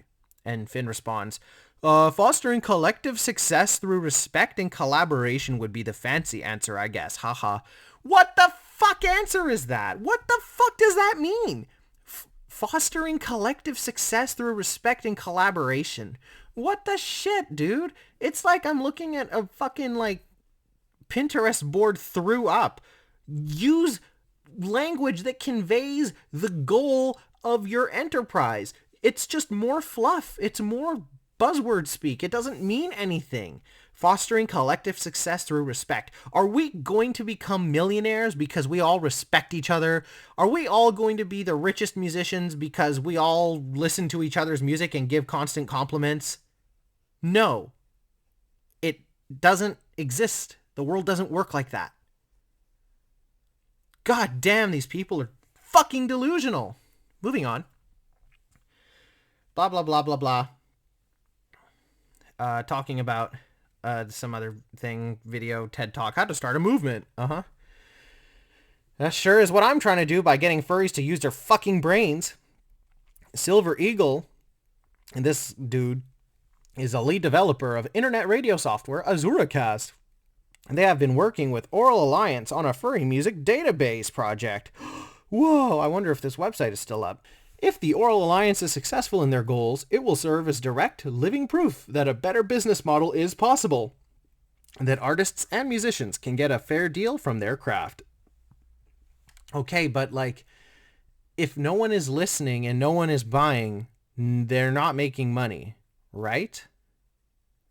So when Finn is saying that and Soatok also says that everyone is getting paid the same amount, but there's a drastic ocean of difference between the top streamers on Aural Alliance and the bottom streamers, it's a sea of inequality, my guy. Like, it's a fantasy. You are lying to yourself and then lying to everyone else as you try to convince them that your thing, your project, isn't just a scam and not just a pyramid scheme. It is a pyramid scheme. It's just not one that we're used to seeing. Let's continue. If their projects like the furry music database take off, this may also plant the seed from which tomorrow's Bandcamp alternative will sprout. Sure, dude. And even if that doesn't happen, at least some artists will suffer less as a result of the Aural Alliance's work. Oh, suffer less. Oh, God, you fucking idiot. You got taken advantage of so bad. Soatok, you owe me a fucking apology. Don't worry, we'll get there. We're going to read that next. We're at the end of the article, though. How you can help. A non-exhaustive list of ideas. Follow the Aural Alliance on various platforms. Yes, including Bandcamp for now. Donate to Aural Alliance, which benefits all artists. Oh my God, guys. Give them all your money. It goes to furry artists, furry musicians who really, really, really, really need it, and definitely doesn't go to the bank account of one German raccoon who is lying. Write about the Aural Alliance, especially if you have a blog. Help in your own little insignificant way, Soatok. If you're interested in the furry music database project, consider donating to Silver Eagle. Oh, Silver Eagle needs money too, guys. Hey, everyone needs money. I need money. You need money. We all need money. It's the economy. Doo-doo-doo-doo.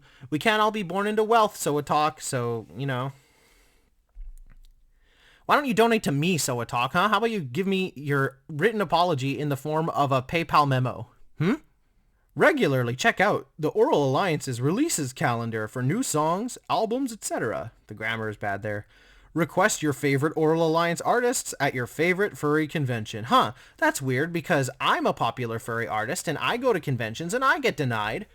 That's weird. And Pepper Coyote is a lot more famous than all of us put together, and he gets denied. Almost like success in the fandom is not entirely based on how popular you are on a numbers basis when it comes to the conventions, but more about how much ass you kiss with the convention staff. But that's another topic, because, like, you know, the fandom loves to worship numbers, but when people actually got them numbers, like me and Pepper, just ignored because we don't fit the narrative. Anyway, finally, I'd like to close with sharing an excellent work from one of the Aural Alliance musicians, Tanya Song, that every LGBTQIA plus person can definitely relate to. If none of my words can sell you on the value of what the Aural Alliance is doing, this is sure to do it.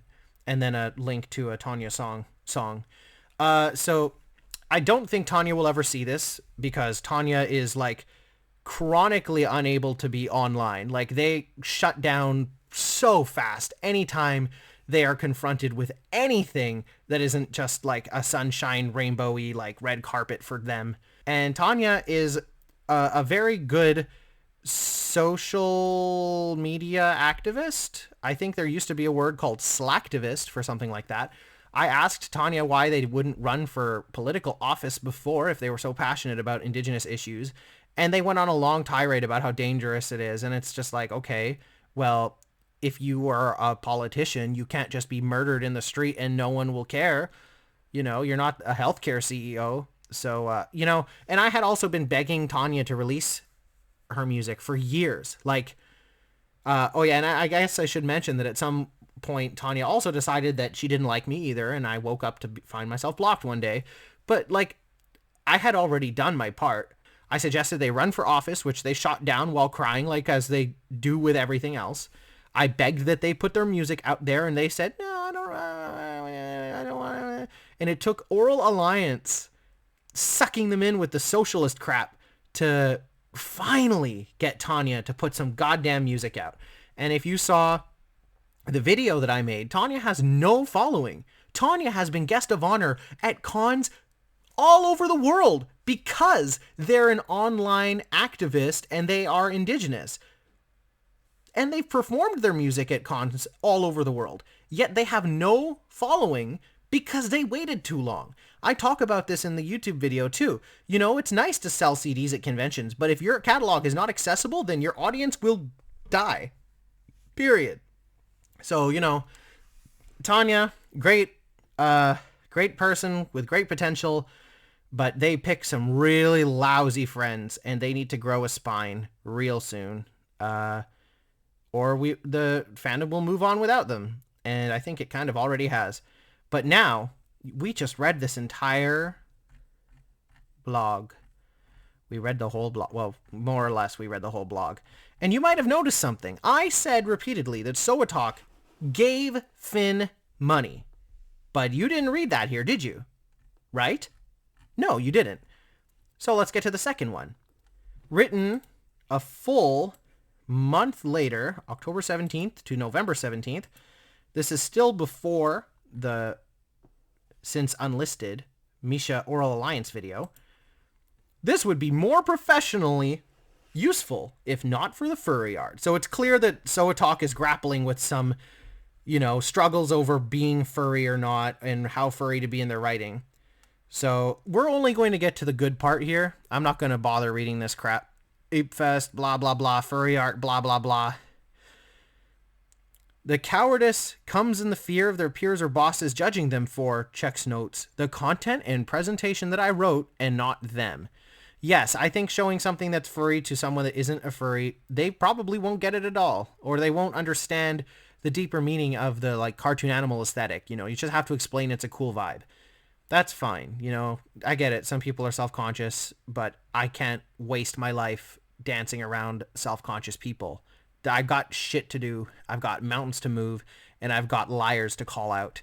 So now, let's get to the part where Soatok besmirches me. The call is coming from inside the house, like cats and dogs. Last month, I wrote a blog post about Aural Alliance, which caused a menace,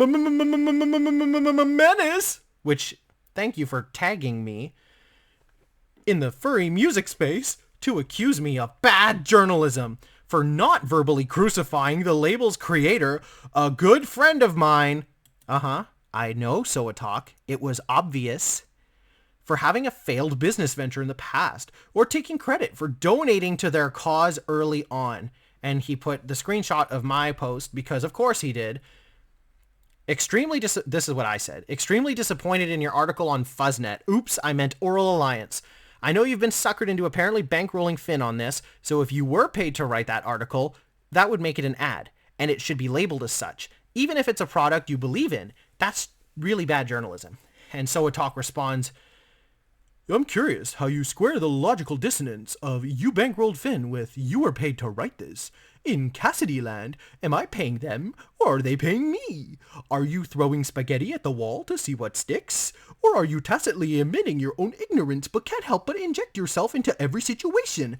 No, actually, I did misspeak to a degree, and you also spoke very deliberately, Mr. Blog Writer, by not acknowledging that you gave thousands of dollars to a fucking business and a con artist that you then went and promoted on your fucking blog without acknowledging that you were financially linked to it. Hello? And of course, gotta love the snarky caption. Everyone I've talked to that has dealt with this particular person before responded with, yeah, this is typical Cassidy behavior. Yeah, because I'm right, Soatok. How often have I been right, Soatok? And all you fucking rich, gay, white, furry majority people that hate everyone that isn't a part of your group laugh and you point and you try to remove me from the spaces that you think that you own. You don't own them. They are not yours. Oh, don't worry, we'll get to something there. Let's continue. To which one must wonder, since when am I a journalist? I've never called myself a journalist. I'm a blogger, and I don't pretend to be anything more than that. I especially would never besmirch the work of real journalists by comparing it with my musings. At times, I also wear the security researcher hat, but you'll only hear about it when I'm publishing a vulnerability. Blah, blah, blah. I'm not going to read this. Nobody has ever paid me to write anything here, and I will never accept compensation for my writing.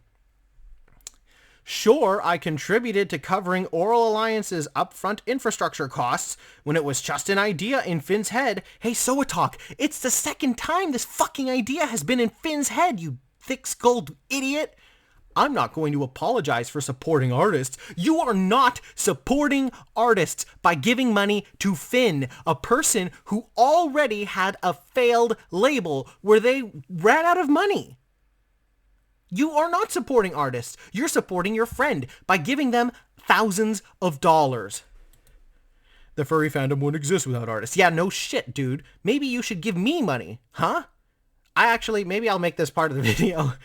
I think that the best thing that Misha and Soatok can do is to give me money and put a lengthy apology in the PayPal memo. Like, that's it. Just put a nice little personal... You don't even need to be public, you know? Just send it to me. Just give me your money, and I will make art.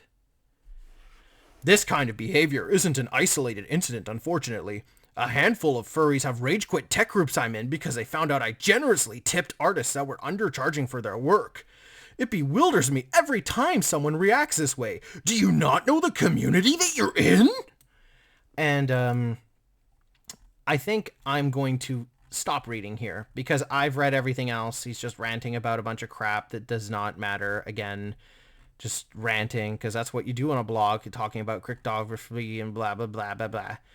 But yeah, there you go. I called Soatok out for financially contributing and then writing a post, not acknowledging that they financially contributed to this exciting business. Whoa! Only for me to turn out to be right.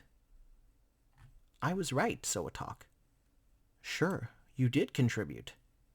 I was right. So is it that you're just like a bad person, then? Do you just hate women? Do you hate anyone that doesn't fit in with your clique? Is that what it is? Are you a baby for two? Like, I'm just trying to figure out what cognitive dissonance there is for you to be so fucking stupid that you don't think that you should acknowledge that you financially contributed to the thing that you are promoting. And if Grubs Grizzly has any sense, he will talk to you. And I don't want you to get your Good Furry Award removed because I know that there have been some lunatics in the furry space that have tried to get my Good Furry Award removed. I don't want your Good Furry Award to be removed, Soatok, but you fucking owe me an apology. Period. You piece of shit. Anyway, yeah, so we're going to move on to the Aural Alliance stuff officially now. The 2 Misha B Barkin Aural Alliance videos. Let's go. All right. Hey, everybody. Cassidy Civet back. You probably can't tell because it's a video that's all edited into one singular thing. But I'm actually recording this part on another day because I just got too tired and too worked up from those other appearances and having to explain and debunk all the crap. So now we're getting right into the king of crap himself, Misha B Barkin. Misha B Barkin. So I'm opening this so that you can see the date. This had a pathetic amount of views. And it's unlisted. If you saw my video, which I'm sure you did if you're here, or you might be aware that Misha finally decided to unlist just this one video, not the Fuzznet video, and not the podcast appearance, just this one video because of the Fincident that happened a couple months back when Finn took down the YouTube and the Twitters and all the stuff that belonged to Aural Alliance that they said they weren't logged into anymore, but yet they had access. So yeah, Misha B Barkin was apparently not bothered by all of the claims of abuse, all the witnesses, the addiction issues. No. None of that was a problem for Misha. Misha's okay with that. Misha loves abuse. It was the last desperate act of a clout-chasing raccoon that finally made Misha grow maybe a conscience, maybe a single brain cell. I don't know, but we're going to jump right into it, and we're going to go and check out the Aural Alliance video by Misha B Barkin. And the reason that I'm trying to, like, show all these videos, too, is that I suspect that these cowards are going to just remove everything. I mean, it's possible, especially since I'm putting them on blast like this, but let's find out. But let's get into the video. I don't talk about it much here, but I'm a musician. I play various woodwinds, sing, and I'm learning how to play drums, as well as composing my own music, from brass band to orchestral. While music has definitely grown in the furry community since last I talked about it, it's still a fairly small and under-supported portion of the fandom as a whole, compared to the visual arts and fursuits. Which is kind of weird, considering how many wonderful and talented musicians I've met since joining this community. So imagine my delight when I learned about Aural Alliance, a hub for furry musicians to come. What, like, okay, I'm already just, like, smiling.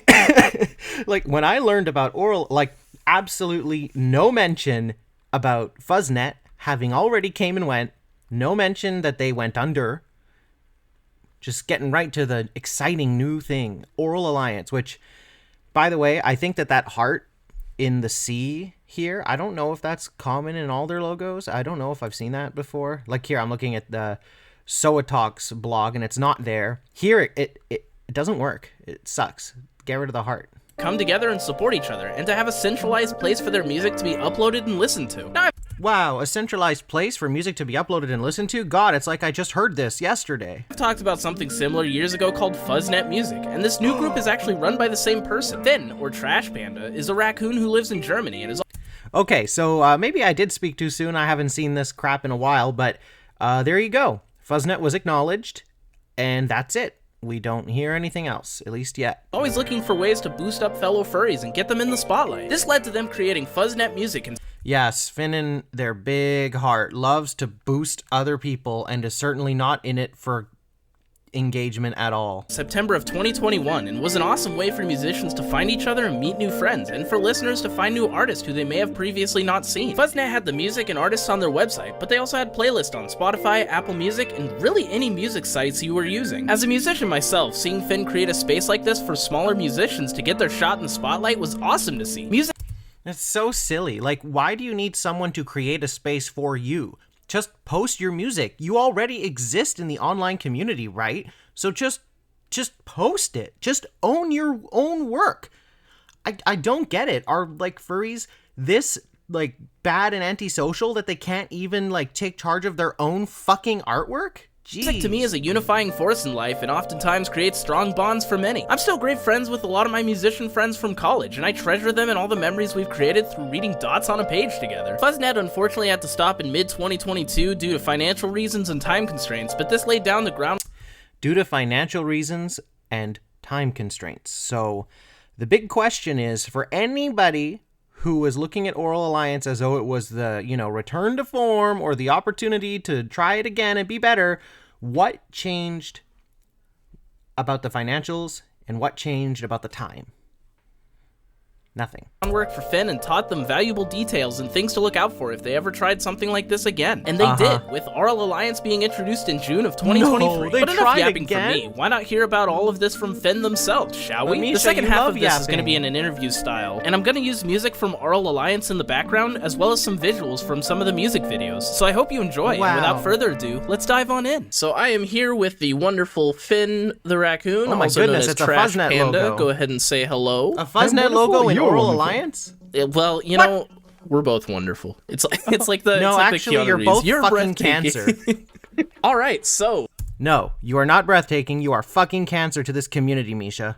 just as a broad And Finn. general question, what is Aural Alliance? Aural Alliance is our new little furry music label, launched about like half a Oh, so now it is a label? year ago, and well, it is basically a collective of artists coming Oh, okay, so it's a collective again. together, working together, and trying to get furry music into, like, you know, spread out more into the community and giving them a bit of a platform and infrastructure. No, that's not what you're doing, Finn. You created a Discord server for people to circle jerk each other in.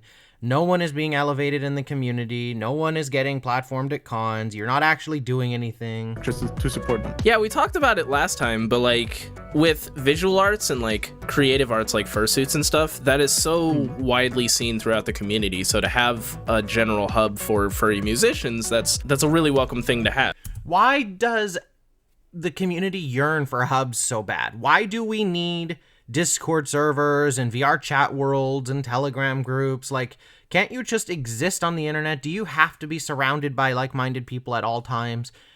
Like, get some self-esteem, like, seriously. Yeah, we have like, there's like 20 websites, both from furries and non-furries, to share like various artworks and stuff. And we don't really have anything in the furry community yet that has anything that resembles like a proper database, like a proper list that you can just easily access and like find a bunch of artists. With Aural, we at least have our team first, and we're working on more stuff to have like a proper database for where every artist can access it and be like a proper general anchor in the furry music community, to have a place to go to, a place you can find your stuff. Okay, yeah. Oh my god, just search a name on Spotify, guys. It's not that hard. Finn is dressing it up to make it seem so much more difficult than it is, because what they're doing is so impressive, but it's just not. Like, literally, it's just not. Kind of hoping to be the next DeviantArt without the NFTs and the AI art. Oh, I would hope so. Yeah. All right, so this... But, I mean, did the NFT people steal money from the people that purchased NFTs without telling them? Was that something they did? Because Finn did that. was a bit of a topic on Twitter a couple days ago, but to you, what is furry music? I think it's pretty simple. Like, there's a bunch of people out there who try to really make a fuss about what actually is furry. Again, they're talking about me, because whenever furry music is going around on social media, it's usually because of something I said. And if you saw the video, you know that I think furry music should have something furry about it. And Finn and Finn sycophants think that furry music is anything a furry farts on. Anything a furry even sniffs at becomes furry instantly. Furry music, which one is valid, and how it should sound. But like, to me, and I think to most other, I would say, rational people. No, there goes Finn calling me irrational, as if we don't exist in a community together that's entirely existent. That's entire existence is predicated on the use of cartoon or anthropomorphic animals. Finn, fuck you. Furry music is really just music made by furries. It's No, it is fucking not. They are laughing at it because they know that they're referring to me. And I don't need to get this worked up, but really, it's incredible to me that we're 4 minutes in and the crap is just neck deep at this point. It's pretty simple. Like, we have our community. I mean, we have furry artists, right? They're just normal artists outside the furry fandom. It's just what makes it special for us is that it comes from our community. And I think the same would apply to music, where music made from our community would be a bit more special to us because, like, it comes from our group. I don't care how furry you are. I'm not interested in listening to your mixtape unless it is furry in some way. Okay? Like, if I enjoy this style of music, then yeah, I'll listen to the music as a, maybe as a friend. But as a furry, I'm not seeking out a furry's random not furry mixtape. Like, it's just not a thing. Like, if you're a furry and you're like, oh yeah, I make, Star Trek music. I'm not interested in it because I'm not a Star Trek fan. But you being a furry that makes Star Trek music does not make the Star Trek music furry. Capiche? From our collective. And that's a bit of special note on there, because I think furry in itself really lives on its art. Like, it's built on art, and furry artists themselves do deserve that small notation to it, like, if they want it anyway. Yeah. Anyone's free to call themselves a furry or not, but I think furry music is just music made by furries. Yeah. And you're fucking wrong. Yeah, I agree with you. Where it's and you're also wrong. Oftentimes, like, furry musicians will have an aspect of like furry in their album or their name or their songs even. Like there's people who make songs about being a furry, and there's people who make songs about just everyday life, but they use their persona as like the album cover, and you don't. And that's already furrier than the majority of crap on both Aural Alliance and that the people who don't want to call furry music furry for actually having furry content, that's what they want. Like, come on. You don't have to go so far as to do that, but yeah. No, actually, you should go so far as to do that because it's called fucking effort, Misha. I agree with you with it's just music made by furries. Why overcomplicate it? Shut up. It's not overcomplicated. It's the bare fucking minimum of the fandom. Back on topic a little bit. Tell me a little bit about Fuzznet Music, which was your first project before Aural Alliance. Yeah, like Fuzznet was our first attempt at this whole idea of this should be good. Bringing furry music together. And initially, like with Fuzznet, we kind of did the, I'd say, more standard approach that you would see from other labels, right? Where, we do all the distribution and stuff, but for example, payment always like only the artists that the artists get the money from the streams they make with their songs and only them. And that is one big difference. And also it was a bit Yeah, so Finn is saying that the biggest difference is that with Fuzznet, people were paid based on their streams. And they're about to get to the part where they say that Aural Alliance pays everyone the same because it's socialist. More, let's say, centralized. So everyone was kind of working for themselves and everyone was only reaping the rewards from themselves. So you'd still had the... God, I hate it when you get rewarded for your work and success. The occasional people who just didn't make the same number of streams and they were going away with 20 cents a month, and that's just very unsatisfying. Just because you make music, you are not entitled to money. Like, that's just not a thing. I'm sorry. You have to earn it. You have to prove that you have a unique voice in order to stand out. You do not receive royalty checks because you shit out 40 generic EDM songs in one afternoon in your DAW. Okay, Finn? Jeez. For people, right? Even if it's good tracks, sometimes they just don't really get listened to, and then you're gonna be disappointed at the end of the month when you barely make a buck. Yeah. So most people that publish music don't make very much, Finn. You're fixing a problem that is so much bigger than you that you don't even know what you're doing. And that's why you were doomed from the start. So the main difference with Fuzznet and Aural is Aural does it completely differently, where we actually distribute all the earnings between all the artists equally. And it leads to the fact that even the smaller artists, or the ones that are a bit more niche, actually reap the same rewards as the ones who are a bit more successful at a quite small cost to the more successful ones. Okay. And the more successful artists are aware that they're gonna all be paid roughly the same amount. Like everyone's agreeing to this. Everyone's happy with this arrangement. Like we're pretty open about it. We have on our about page how we do the funding pipeline with the splitting and where the funds go to, where they come from, and how they're used. Oh, that terrible graphic again. So is that it's what all you're transparent. talking about? It's all made very clear during the application. That graphic is not transparency, and everyone's really on board with it. Our artists really. You see the effect that it makes with people who are really eager to actually help each other out because they actually get something from it. Furries love nothing more than to just hand each other the same $20 bill in a never-ending circle, so everyone feels like they've made money and that they're helping a friend. If we just keep passing the $20 around to everyone, it's like we all win. We had some artists, basically, it's on our side as well, where they specifically said that, yeah, you're actually encouraged to help people because that if you help that person, if it's like a track, if you can maybe improve it a bit and it's gonna bang a bit more, right? They're actually gonna have a bit of the share as well. Yeah, it feels like it's encouraging everyone to come together and make the best versions of themselves and help each other out, which, in my opinion, is a big part of what music is. Like, it is very much a thing that brings so many people together in so many different ways, be it a favorite song or people meeting through writing music or even listening to music, or, there's many stories of people meeting at shows and everything. So just having a label that's encouraging that come-togetherness is really exciting to hear about. Yeah. So it's with just Fuzznet, another Discord you server. Had a bit of like, I wouldn't necessarily say toxic, but like a slightly negative competitive spirit, right?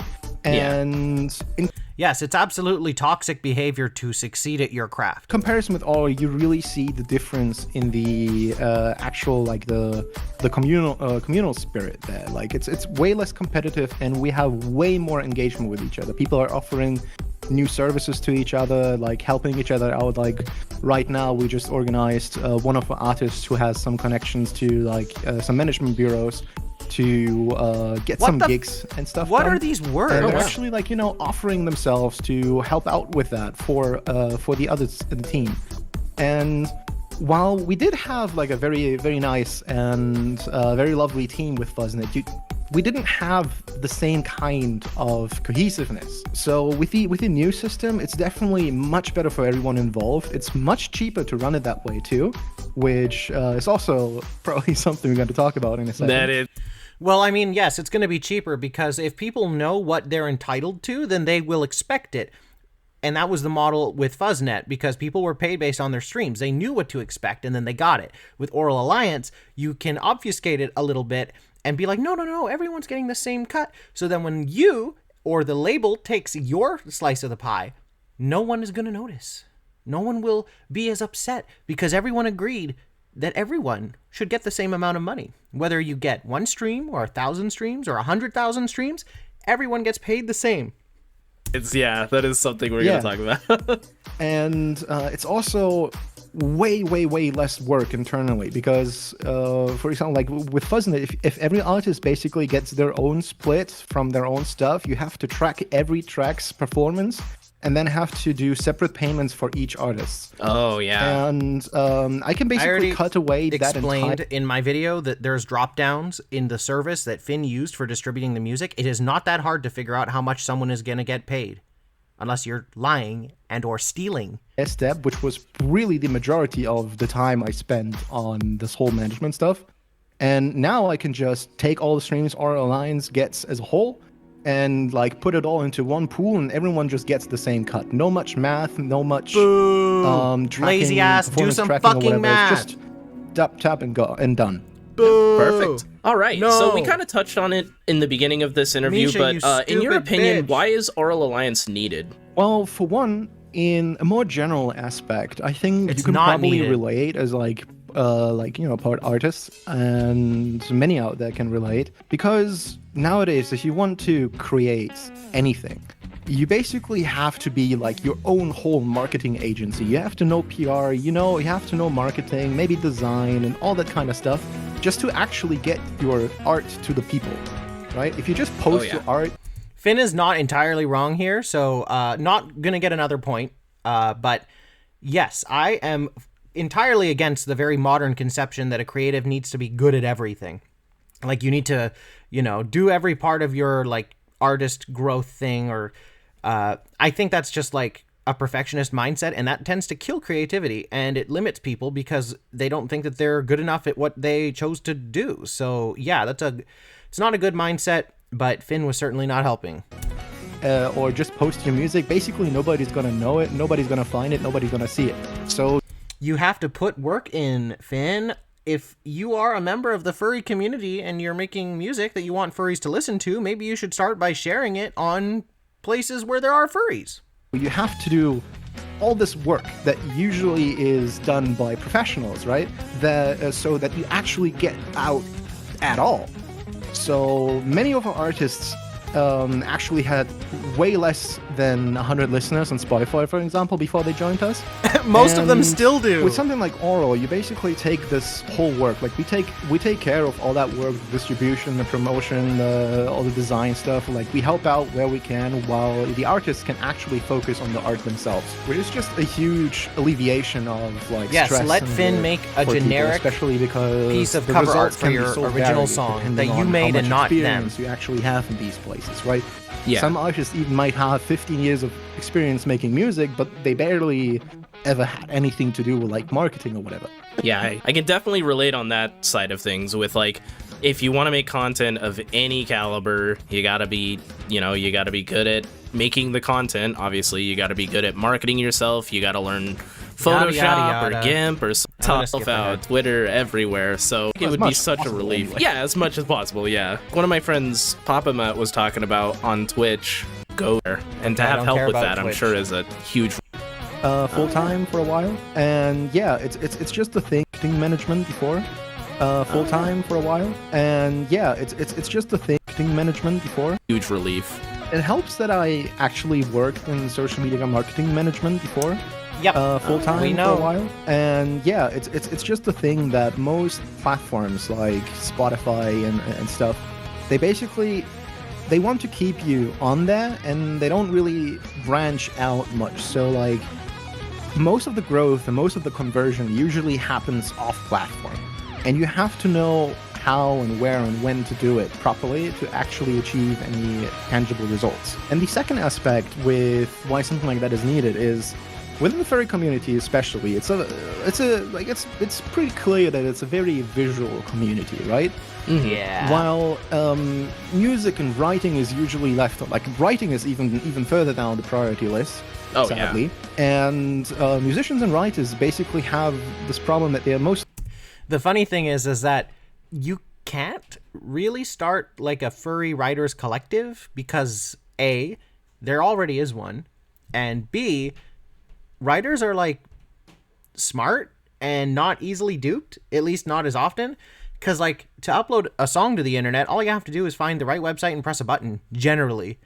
But with writing, you gotta like, of course, you know, there's the whole writing process, but then you have to like create the cover or commission someone to do the cover, find a website to put it out there. Are you self-publishing it? Are you just posting chapters on fanfiction.net? Like there are a lot more layers. And then what if you were actually gonna, you know, get it printed? So there is a furry book a furry writers guild of sorts that already exists. So I'm sure that was one of Finn's great ideas they had one night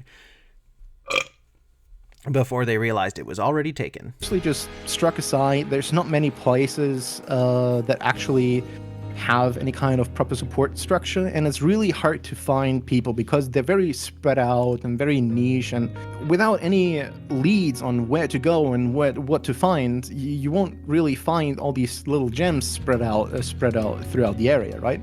Yeah. So Sure, something Finn. like Aural basically helps to, for one, actually bring the whole thing to people's minds to actually be aware of it, because it is still surprising to me how often I ran into people who weren't even aware that something like the furry music scene even exists. So Aural Yeah, does that's true. a lot of this kind of, I say, Still no point, educational but- vibe that like, hey, our community has more to offer, you just have to look. Yeah. While also making it easier to look for it, which is the most important part in this whole equation. Yeah, because I mean, you just can't teach people to Google furry music. It's impossible. People are way too stupid. I mean, look at Misha. before we talked about Fuzznet last time and Aural Alliance this time, I could name like maybe 2 or 3 furry artists or furry musicians. Cassidy And Civet. now, you know, there's a whole category of them. Like, I could probably name 5 or 6 off the top of my head. I'm not going Cassidy to because Civet. we're not going to test my memory, but, Cassidy Civet. you know. Oh, I'd love to test your memory, Misha. How about you bring me on your dog shit podcast and we'll test your memory? Yeah, and even since Fuzznet closed down, there was actually a lot of people who were kind of inspired by the work and strung up their own projects, started some support themselves. There's newer projects and projects. Why does Finn sound sad here? It's like Finn is bummed that after they failed, the people they inspired ended up doing their own thing. And so Finn was like, damn, I need to make another one so that I can be in control of this again. Right? Am I the only one hearing the sadness in their voice? That always already existed before, like Tricky Stoop or Magic Records. Tricky Stoop is a bully from the East Coast, and Magic Records are bullies from the East Coast that are gaslighting everyone into thinking they're the creators of furry hip-hop, when really they're a bunch of liars and thieves that stole money from Harvest Moon Howlfest in order to fund a propaganda documentary that Ash Coyote made, and is their lowest and underperforming documentary that they've ever made. But don't worry about it, that's not really relevant here. They're never relevant. Right, who even recently got into the documentary from on the Fandom. Wow! Right? Since Fuzznet launched, and like try to do something. I'm not saying that I take credit for all of it. That's insane. You heard it here, folks. You do. No, you do. But it certainly, Finn, certainly helped take credit. Make it make people a bit more aware about that corner of the fandom. And in the last 2 years, you had some extreme explosion in terms of new artists and artists that are actually gaining traction.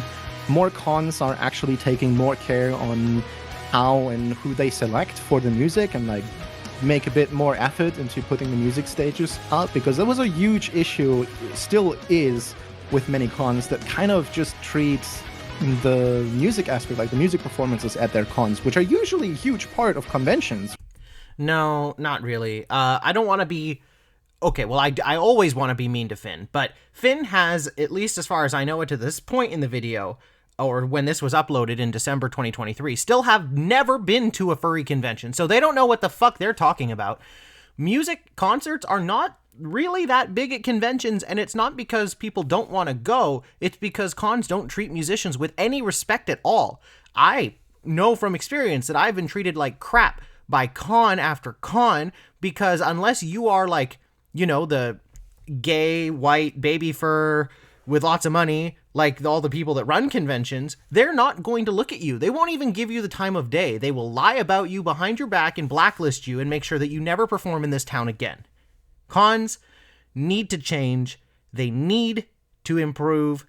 But Finn doesn't know anything about this. Right? Yeah. Yet they're still kind of treated like second-class citizens and usually don't really get that much of a thought during the planning of the con.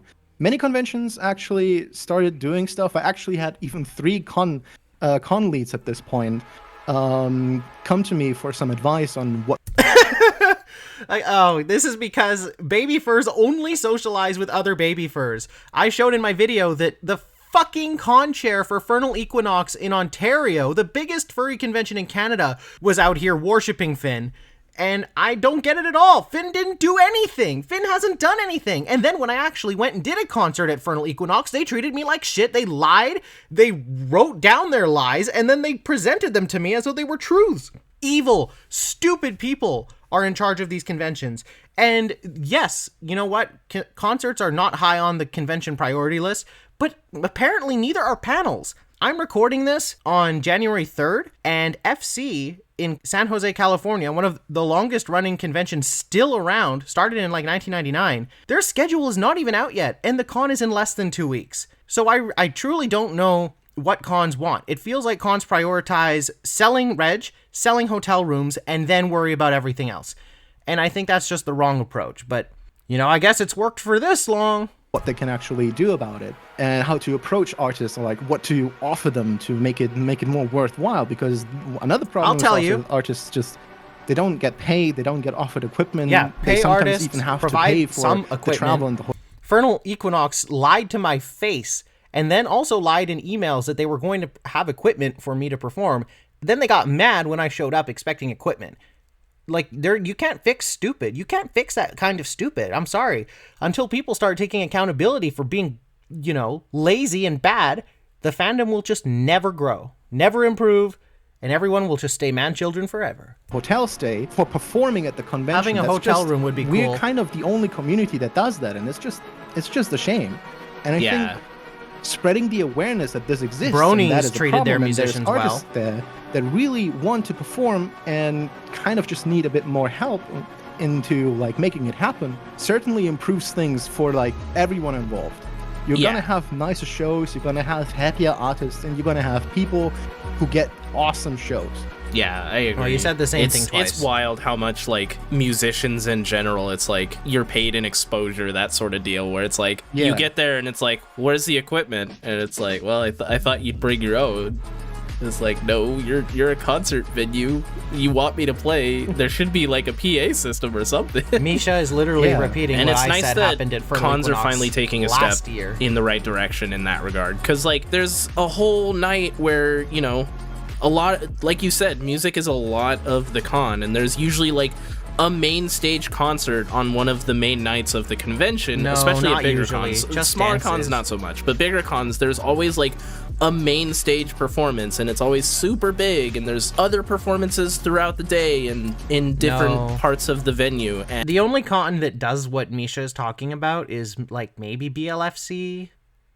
Like, that's it. I've been to most of the biggest cons and even a crap ton of small cons. And either I'm the only performer, there are no performers, or there's a few. And the only con that tends to have a few is BLFC, though TFF also is doing that sometimes.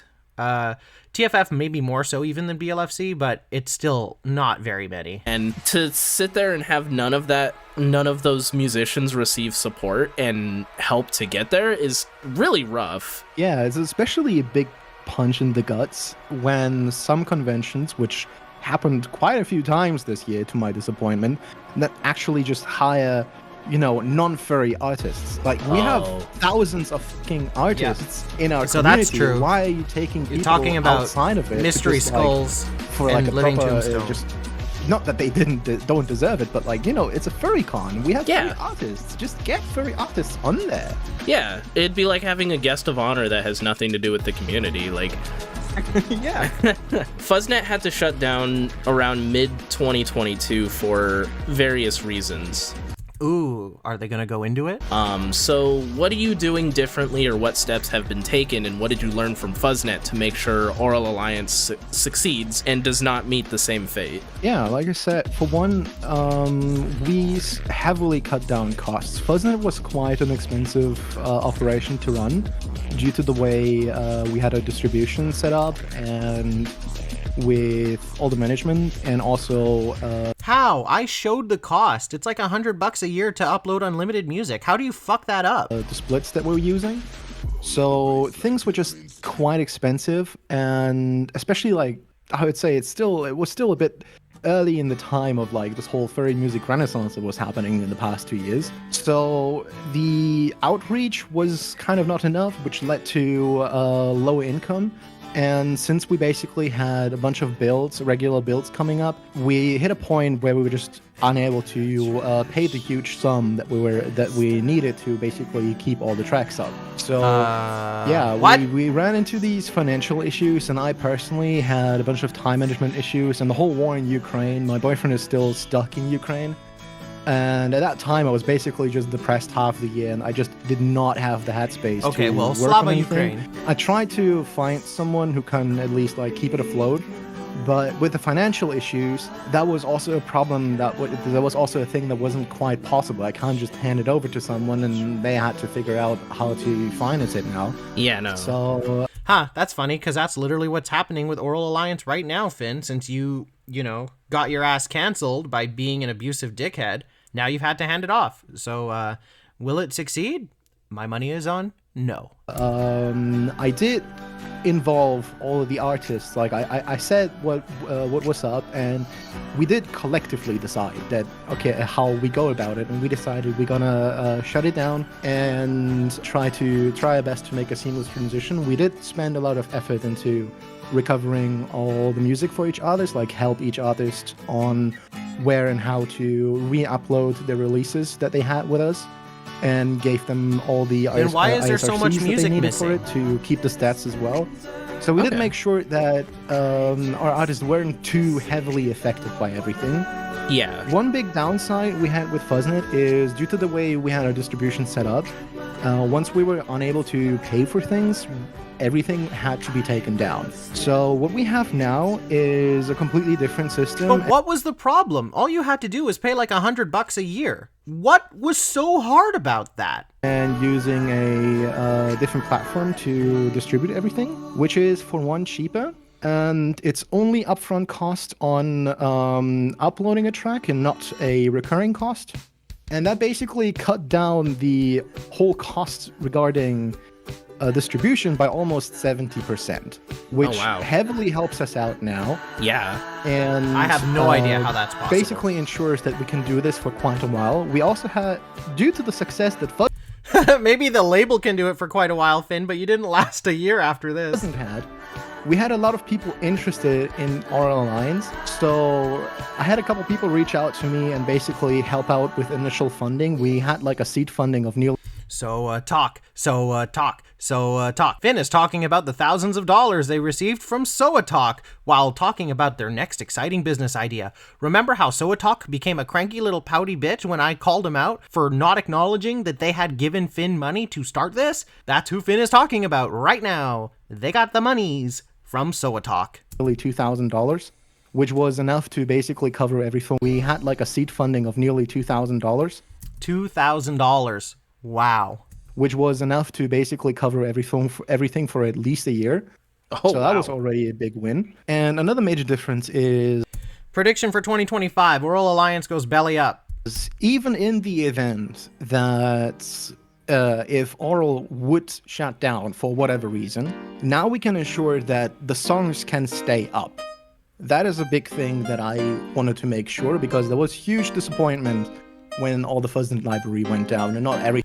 So yeah, I have not looked at every single distribution service on the planet that exists, but on DistroKid, which is what Finn was using for Fuzznet, you pay the yearly fee, like $100 to post as much music as you want every year. But if you stop paying that $100, the music all goes down. You would have to pay the Leave a Legacy fee, and I know this because I use the service, which is like $50 per song to keep them up forever. So whatever service Finn found where the songs will just be up forever, no matter what, that's pretty impressive if it's true. But I guess we just have to wait and see. Everything got re-released. So now we made sure that even Not if everything things go south, all the music can stay up and we can basically just keep it all and not worry about it. Okay, that's really reassuring to hear. Because, yeah, that was kind of a big downside when I remember you were tweeting about it, or I guess posting about it. They're not tweets anymore. They are still tweets, but you were posting about it. They're tweets in my heart, all right. I know. Shut up. But yeah, you were tweeting about it and just saying, like, gonna lose the playlists. And I remember being really disappointed because, like, I would listen to a few of the artists on Fuzznet and you could just find them right away. So to hear that you've taken steps and you're making sure that doesn't happen again, that's really reassuring. The other side of this that was also really reassuring to hear was you didn't spring this on your musicians. You weren't just like, hey, Fuzznet's closing. You got them all together and you all had a discussion and came to an agreement and said, hey, this is... How much of an agreement could there have been? I really would like some of the artists who were involved with Fuzznet to potentially comment on this video because, I mean, it was still controlled solely by Finn at the end of the day, right? So how much say did they actually have? How do you get everyone in a room that are essentially employees to agree with what the boss decides? Like, why are you selling that like it's some impressive feat? Is probably the best thing to do going forward. So it really shows that you really do give, you really do care. And you really are trying to seek out what's best for everyone involved. Because even with the time restraints, even with everything going on, you still took the time to help them re-release their music on their own. And you still took the time to teach them how to do that. And that's just really awesome to hear. Yeah, I also just have to kind of... there's a couple people out there, I'm not gonna name them, that kind of really hate me and kind of really hate what Aural is. And me! They're kind of the opinion Finn's talking that this about is me. just like some scummy for-profit business and I'm just packing like half the earnings into my own pocket. Like, I need to make clear, I make jack from this. I lost nearly $5,000 on Fuzznet. What? $5,000 lost on Fuzznet. For what? If it's $100 a year to upload unlimited music, did you really pay $50 for all 300 songs or whatever it was that were released through Fuzznet? Oh my god. You are so bad at business. And I happily did so. And, yeah, I bet you did. Right now on Aural, I already spend like almost $1,000 for my own money as well, and I have not made a single cent back. Go broke. And once again, I happily did so because the whole point of what... You happily did so because you're a bad businessman that thinks that money is free if you beg for it enough. This project is to support artists. I have zero intention and zero need to be scamming anyone. Yeah. Yeah, it's not scamming if you take the money without telling them. I mean, in order to scam, you have to, tell them that you are, offering something. If you just take the money, it's not scamming. It's stealing. And this is really just about, like, I love furries, I love music, and so I'm just love engagement. Support the thing I love. And that's really about it. Yeah, I have definitely seen the claims. Me! The things that have been said by They're talking certain about people me again. to where it's like, knowing you and like talking to you over the years, that's not you. Like, they're representing you in a really bad light, and they're sitting there gloating about Fuzznet failing when... Well, I didn't really gloat that hard, but I'll gloat now. You're taking things that you learned from that and applying it to this, and you've already taken steps to make sure it doesn't happen again. And even if, God forbid it does happen again, you've taken steps to ensure that the music stays up and all of the artists are still getting their streams from this. So they can go kick rocks, honestly. I'd love to kick rocks, Misha. Do you want to be my rock? Failure is really nothing more than an opportunity to learn and do better next time. Yes, exactly. So just for them to sit there and gloat about it and just be like, oh yeah, Fuzznet was a catastrophic failure, and it's like, no, it fizzled out. And you've taken what you learned from Is bankruptcy fizzling out? Vote now on your phone. From that and are applying it to this and helping musicians again. So... Helping musicians again. Well, I already put the J. Jonah Jameson laugh in the main video, but I mean, at this point, like, oh, Misha. Where can one listen to Aural Alliance, and where can you find the musicians on streaming your site? Simply Google put, them. kind of everywhere. Oh my God. The main things we distribute to are like the usual suspects with Spotify, Apple Music, Amazon Music, SoundCloud, Deezer, that kind of stuff. Bandcamp, YouTube, and a couple others that are kind of less known and usually more international. But like, we cover all the main stuff, and there's really no way you couldn't find the music anywhere. Okay. And we also how have about you all just the like release look pages a little bit on our Misha? website, where each release gets its own page with all the links on it. So you can just get on our release page, check out the releases, and on each page you're gonna have reviews on it, you're gonna have previews, and you're gonna have all the links to that you have much nicer links. than what, for example, DistroKid gives you as like a standard and stuff. So it's customizable, it looks better, and it's much easier to use. A couple people that voiced some criticism that like, hey, what does the label actually do? What does the label actually do? And it's a whole... Y'all remember this from the video? It's what opens the video. All I can say to that is we're very upfront about it. We make clear why we do it and what benefits to it are. And don't list any. Basically, it's up to you if you want to do it. Yeah, or not, it's up to you. It's not like we force We don't anyone. force you. That's just the way we play it. And It's just the way we play there are it. huge benefits that There's we huge benefits. can measure. And we it can does measure. quite a Don't lot ask for us. for the measurements. And that's just how it is. That's just how it is. And I know with Fuzznet, I found a couple of artists through Fuzznet that I still listen to, or at least listen to off and on. So it does help, and it does work. If a musician wanted to join Aural Alliance, how would they go about that? We started doing we started with reaching out to artists initially, like directly, asking them what they think of the idea and if they want to be in it, like for our first round. And then with the next, we started making a nice forum to explain everything, gather all the info we need, and then actually go through. So with Fuzznet, well, at least they finally have a form deciding now. Who gets on and who sounds cool. So with Fuzznet, it was mostly just me deciding on who gets in, just like, based on vibes and if they are a good fit and everything. And now we do it the way that we have a form where people can apply. Look at that mind you, the generic form ass isn't always artwork there, in the so we background basically for make this it song. in waves, right? This is So we why have 2 Finn has waves been by trying now, so 2 hard rounds to remove the of furry part of applications, furry and music people so can that apply. stuff like this We collect all the applications put in a and furry then music playlist. put them together, and then I give it to our artists. Like I do some pre-filtering because there is a certain minimum requirements, be it age or quality or experience. You know, not setting the bar too high. I because know we some people that were rejected from Aural Alliance that are a lot better and get more streams than the people that you did actually quote unquote sign. do want to, find some niche gems as well. Yeah. But setting somewhat of a bar to have a consistent quality level at least. Yeah, there has to So be. I'm pre-filtering that and all the ones that are, I'd say a good fit for the label. We put them all into a spreadsheet, and then I sent it to our team, and then our whole team was basically voting on each artist, so they can listen to it. Whoa, Finn sent it to RT, Russia Today? Wow, Finn Russian op confirmed. Everyone had unlimited votes, so they could vote for everyone, or just 5 people, or just 1. And then we picked the top votes, basically. So we have this hybrid version of Yay. making sure we get people.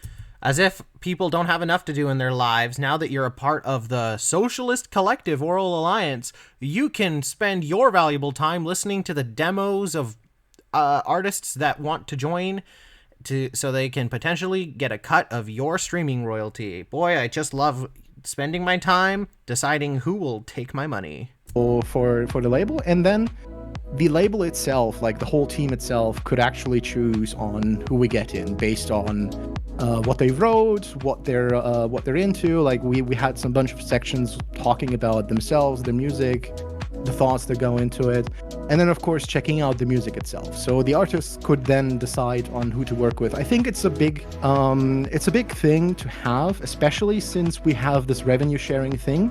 Because if you think about it, every artist that gets in basically gets a cut from everyone else, right? Uh-huh. So it's Yeah. only fair that every artist actually gets to decide who gets in and who gets a part of their, like a cut of their music as well. Yeah, Uh-huh. that makes a lot of sense. And like, It if you sucks, let but it too many makes people sense. in, the slices of the pie are getting smaller and Exactly. smaller. Exactly. That's why we limit everything. Huh, that's weird that if you keep letting people in, the slices of the pie get smaller and smaller, yet the pie itself doesn't increase in size. Maybe it's because these are small, nothing artists with no following and virtually no hope of hitting it big in a way that would actually make the label money. Moving on. So we have our limits and set everything up. And that's also the reason why we didn't do a round 3 right now. We're 40 artists by now. Oh, wow. And Too right many. now we're just making sure that we get everyone set up, get a foothold, and get in a good routine with everyone. And once that routine is established with the current and the new artists, then we're gonna start thinking about opening the next round and how we go about it. So Okay. right now, for everyone who wants to apply now, I can't say when we're gonna do the next one. I not anytime soon right now, but we will eventually. Okay, so just be on the lookout for when the next wave of applications are. Yeah, when it happens, we'll be posting it everywhere. It's gonna be on the site. It's gonna be on all our socials. If you follow us anywhere, you won't miss it. And where are those socials and what are the handles? And I'm Scott. I skipping have to ahead. cover is copyright, and if the music Well, can we went be over used this in before. Yeah, music can be used in Everything stream. Blah, blah, we blah. do is actually accessible for everyone. Ways to Wow. Yeah. oh yeah, like on the safe side. Perfect. That was another thing you mentioned was Give what it looks like. Aural Alliance Yeah, exactly. of beneath the mask, something similar to that. Because like anyone's taken a glance in my video descriptions, I'm assuming it's something similar to that. Because like when I use music, I'll usually say like beneath the mask, Persona 5. So something like that, where it'd be like title of track. And we also have like our website is really stuffed with all the information you need. You can find pretty much anything related to our label on there. And we also have a licensing page where we explain in detail on what our licensing is, what it looks like, what to do and what not to do. And really all you need is to give a glance on that and you're on the safe side. Perfect. That was another thing you mentioned, was like you hella revamped the website since Fuzznet, Oh, right? Yeah. Oh yeah. Wow, exciting I website noticed upgrades. that a lot of people were actually, like, a lot more people than I expected actually were caring about the website. And there was I don't care about we the made website, sure so I'm gonna that skip. we may want it, so we have a lot more control on how we look at things for us, that we are able to. You can go to a website and it's anything they're looking for, so we imagine of what you could look for and find the thing you're looking for. Perfect. Oh my yeah. God, so I much actually to did look have for. one more thing I wanted to ask about. I remember So seeing much to look on, for. I think it was Twitter again, you were mentioning that you got interviewed by a radio station for a show they did, right? Do you want to talk about that a little bit? Yeah, it was pretty fun actually. So there's this Swiss radio station. I will not be reviewing Finn's interview with the Swiss radio station because it is in German. Dreifach. They have this segment about queer representation in music, and like, you know, queer music and how it relates to everything. And they were looking for like a bunch of queer artists on Bandcamp, and they noticed that a suspicious amount of the artists they found are on our label. So they reached out to us and like were asking what's up with that, and invited me for an interview on the show. So yesterday we did the recording, and it aired today on actual Swiss airwaves. It's like an actual legit and like almost 30-year-old radio station. Yeah. And it was a big honor, and I think it was also cool that they weren't furries at all. They had nothing to do with furries. They just found us naturally through Bandcamp and thought it was cool what we were doing, and that we all had this queer representation going on. So we talked a bit about how all this music stuff relates to queer and how socialism plays into it in one way or another. Oh, there's And socialism. I think it's a big thing. Like, many of our artists are queer. Like, that's just furry for you as well. Yeah. But we do have an overproportionate amount of queer people, and many of our releases do have something to do with that. Yeah, like this song that's playing right now, this generic vocalless, lyricless EDM song, this song just screams queer to me. With that whole thing, we had the album from Everender with Grief Counseling, which was about her struggle with her transition and her breakup with her husband and everything, like all the emotion going into it. And we had Goji's release that was all about the Not anymore, you don't. struggles they're currently experiencing in Florida as a queer person, right? Oh, boy. And next week we have something releasing also from someone talking about their experience as a queer person and how it affected their life within their family and friends, right? Yeah. And I think music is like this huge tool, like art in general, for queer people to actually process and share their experiences. And people can actually, for one, they can relate. People outside of the queer spaces can maybe learn a thing or two about what does it, and people who are on like at the beginnings of the queer life maybe learn a thing or two on how they could tackle their own issues, right? Yeah. So there's like this huge overlap with what it means to make music for a queer person. Yes, a lot of all furries that are emotion queer. going in, and every single time, without fail, the people that have something like that going on in their life pump all the emotion into their songs and make them even better. Like, think of it. Most of the songs, Is Finn perpetuating the artists need to suffer in order to create good art? Because that's harmful. most of the most popular songs have some deep connection to them, like some deep personal story to them, and it's a huge factor for it, and it's something I also really want to support, because even in our community, queer and So I trans don't people think- still do have it, like in society in general, do have it quite hard. So having a space that actually supports So I don't that and think uplifts that that Finn message is going to talk also too really much important. We else also make sure that we do promotional about material, that we try, anything if there's important? like a proper story behind it, and go into it. Listener actually has a story gonna skip. on completely outside, like in a whole different corner of the world that has nothing to do with the whole furry thing. During the show, like we did like a 20-minute recording, and then they cut it together because it was a 1-hour segment of the show on the radio. And they basically cut things together. They played some songs in between, so they always like took a section of the interview, talked about it, and then played something. And they did an I'm willing to bet that the radio station only played small enough clips so that they wouldn't have to pay royalties. exceptional job of like unwrapping what we're actually about, what the mission is, and how it relates to the topic of the show, as well as actually talking about like furries a bit, like explaining it in like a super non-judgmental way, and even noting a few things like the big furry cons and what we actually do, and all the cool achievements we did, like the huge charity stuff we did. Like, Oh yeah. they put a lot of care into. Wow, you raised money. that Great. way. Today, that's all the questions I got. Is there any last minute things you'd like to mention before I let you go? I think generally it's a bit of a tangent, but right now for this year is basically the year of AI, right? Oh, people boy. are on Gross. the verge of existence right now, and there's even a lot of people in our I'm on community the that verge kind of of embrace existence. these things. And sure, it's cool tech and stuff, but you need to be aware of what it actually does and what it means for artists.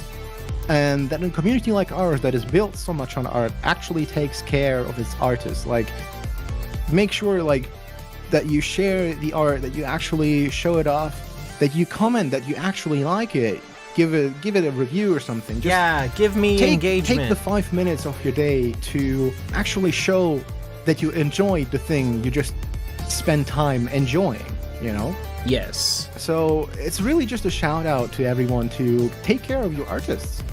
Like, there's a lot of things you enjoy, and a lot of people that create cool things, and they deserve to be able to keep creating. Yes, like Cassidy said, It's you should genuinely give me a scary time all for your money. creators of all calibers. So, reaching out, telling different artists, different musicians, and everything that you genuinely enjoy what they're doing, especially in the face of basically robots taking over. Yeah, we have a compliment 1,000,001 your movies about favorite why this is a bad creators. idea, but we're still doing it, Yeah. And every artist I know, even as like I spend a lot of time just going. I actually thought that was a really interesting conversation thing that Finn just did, where they said artists that I know, and then they changed it to I have. So it's like they start the conversation by pretending like they're going to talk about something other than themselves, and then oops, you got bamboozled. They're just talking about their own experience again. Through Bandcamp now with I'm gonna skip. every for the review, like, so often when they notice that things actually get seen and be enjoyed, it's still going to be an empty feeling. So especially in a time where the socializing gets less and less, be it because of how social media works, or because everyone gets a bit fatigued, Or because everyone is locked in their own private Discord server where everyone has to parrot their exact same beliefs and opinions back at them, or they will be removed. whatever the reason. It's that bad for it's just society? very important to take the time to actually show your appreciation and why and how it made you feel, because that is what actually drives art, in my opinion anyway. Yeah, no, that's a good opinion to hold. I remember, like, the college that I went to, we used to have Not interested in the college story, to Misha. go along, bit of friendliness. Artists, when you post a thing, do you like when people comment on it? And every single artist I've seen quote retweet that, they're like, yeah, we love it. Like, and well, And thank you for the invitation. us. End it on. Yeah, I agree. All right, Finn. Well, thank you so much for joining us for this video. Pleasure to have been here again with you, and thank you for the invitation. Yeah, pleasure to have you. And yeah, I look forward to next time we're gonna talk. Hopefully not with a new project again. Yeah, right. It's the same one. Yes, hopefully not with a new project. And honestly, hopefully never again. We've got Making Music, my new project in 2024. But yeah, no. Thank you everyone for listening. Thank you for the lovely chat, and I hope to see you guys as well. Like I said, we have a website at aurallines.page. Misha is probably gonna be nice enough to put that into the description. Oh yeah, all of it's going to be linked I'm down not gonna take a shit, No, all of it will be linked down below. And all I can say is, Whoa, why is the cheers. music getting so loud? Oh my god. Okay, well, thanks, sweet Jesus H. Christ, that garbage is over. Let's take a little glance at some of these comments. Let's see. Aural Alliance. I'll give that a thumbs down. Thank you for featuring my song. So happy to be part of... Hey, remember this person? Remember that they were one of the ones that said they were quitting Aural Alliance? Wow. Dislike. And a lot of... Like, honestly, most of the people commenting here are the artists from Aural Alliance, just patting themselves on the back again. 45 comments, and they have like 40 to 50 artists. Yeah, that checks out. Yeah, okay, so we're moving the hell on. It's time for the last garbage. It is the Aural Alliance Bark Bark Meow podcast with Finn, and our host, Misha B Barkin, again. And this time, he brought his slack-jawed idiot friend, Solace Wolf. So let's see what they are going to talk about. Cool. Hello, everybody. Welcome to episode, God, I don't know, of Bark Bark Meow. I'll figure it out when I edit. Yeah, I know. Wait, I don't know. I don't know the number either. Yeah, right. I am your host, Misha B Barkin. I am joined with Funny that it's the unlucky number 13th episode. Solus. Unfortunately, Ruby is out of town and unable to join us today due to weather, and the airports are being kind of crappy right now, I guess. Nothing of Won't let value them be was on the lost. flight. So we are joined instead. Well, not instead. We had this planned for a while, but No, we just shove Ruby aside. No. Yeah. We have your replacement. we have Broomby on the screen right now, which is a That's fan true. favorite. If you haven't been listening to the premieres, Broomby's made a couple of appearances, and everyone loves. Yeah, I'm the just aftermarket. gonna skip. It's a broom. Finn, all the way from Germany. It is friggin' like It is. 1 a.m. there, so... Oh my god. Yeah, it's currently like 1:15. But it's 1:15 on their birthday when we're recording this, so everyone say a happy birthday to Finn, even though it'll be like 2 or 3 days late.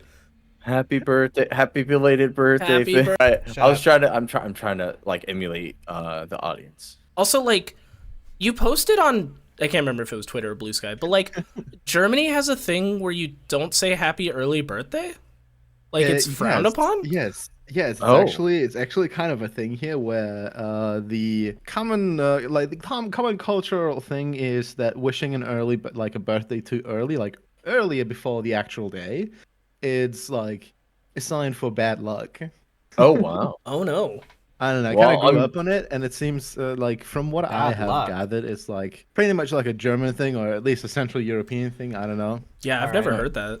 If So you're from very Central quickly, Europe, is leave there a a comment. bad luck thing for wishing a late birthday, like the next day or so? No, not really, but that's Oh. also not necessarily the coolest thing. The birthday's already happened, yeah, so... but, you know the Yeah. comment section. We're skipping. If you're gonna stop that now. Bad news. Save your life. All right, so we have Finn on for a reason, because Finn is the owner / runner person behind the furry music your site official Aural title? Alliance. Yeah. What do What's I the call official you? title, Finn? This is a good question, because obviously we know that Misha has been worshipping Finn for years and has had multiple appearances on Misha's channel. So what is the title? Surely you have a title. What do you mean? What do you call me? What's your official title? Are you the under owner? Oral, or Yeah, I guess founder. Yeah. Founder. Founder? Okay, that's a Founder. good I like word. founder. That's I can't. God, English Yeah. is my Yeah. first language, and I Yeah, can't sorry, think of the right words. Aural Alliance. Yeah. Aural. For those of you at home, it is Aural. Aural. And that Yeah, is- yeah. Don't get any nasty thoughts. yeah. Get your mind out of the Yes, gutter. Hey, I've had to read those often enough already. know each Yeah. other. I know No, not Finn. at all. I've known Finn for a while. Finn and Oh, I know you have, friends. Misha. It's crazy. Oh, That's why you should take accountability for the fact that you platformed them pretty much without question for years and have still yet to take action in removing 2 of the 3 videos that you have made with them. yeah, so and I I've seen you on Twitter a bunch of times, but that's pretty much it, honestly. And like, of course, here, Yeah. but I don't think we've ever actually had anything to do with each other. I don't know if Solus will see this, but in another podcast, Solus said that I went up to them at a convention one time and I acted like I expected them to know who I was, and it was so entitled, but we had met. We met on Omegle, Like, back when furry Omegle nights used to be a thing, that was where we met. Solus is in one of those videos, so it's not my fault that his brain is so fucking fried that he can't remember it. So that's Yeah. nice. It's nice to finally, like actually meet you. Yeah. It's absolutely Skip. persona around the Aural Alliance, because that piqued my interest, seeing their presence on Blue Sky, Yeah. and really The got post. me. The The post. post that really It is known got as the post for us as well. I was gonna say, the post that, well, wait, there's two posts, because the first post that got me really interested was when I don't know if it was from the Aural I'm gonna die. You here. said it right. The Aural Alliance. Just imagine the name Earl and then add like more Aural.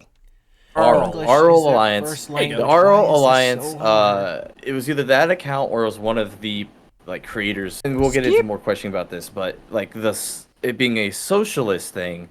And I'm like, oh, cool, like that's their like beliefs, right? And then they're like, oh, the post clarifies like, no, there's like an equal payout to everybody. And so working together, making more stuff, and helping each other either like go have that viral hit or something actually just benefits everybody as a fantasy. whole. And I was like, wait, A, how does that work? B, that's fucking cool. A, how does that work? B, that's fucking cool. A, it doesn't work, and B, it's not cool.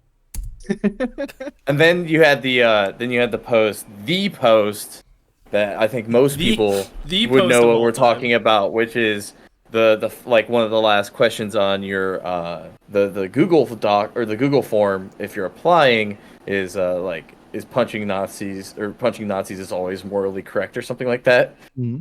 Exactly. And I agree. That's why I got banned from Twitter.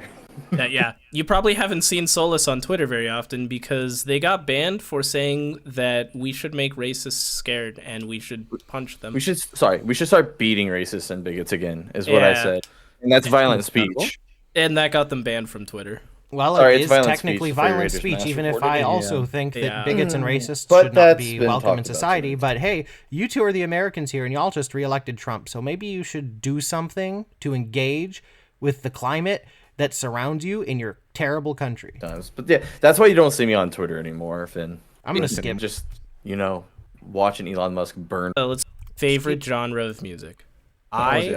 on the spot. You can name multiple. It doesn't just have to be one. But like Imagine I'm a big dropping fan. a bombshell like that in the middle of nothing. Sorry. I don't know how else to drop a icebreaker on a music episode.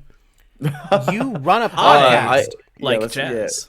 You like the jazz? I like jazz, Oh, fusion, jazz is awesome. all of that good stuff. You're I buying like a playing massive it. saxophone? I am, yeah. I'm getting a Barry sax soon, maybe.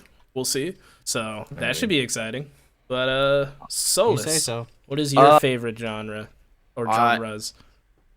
I was gonna say, I'm not gonna say favorite genre. I'm just gonna list some bands. Like I listen to a lot of a lot more recently. I listen to a lot of Glass Animals. Okay.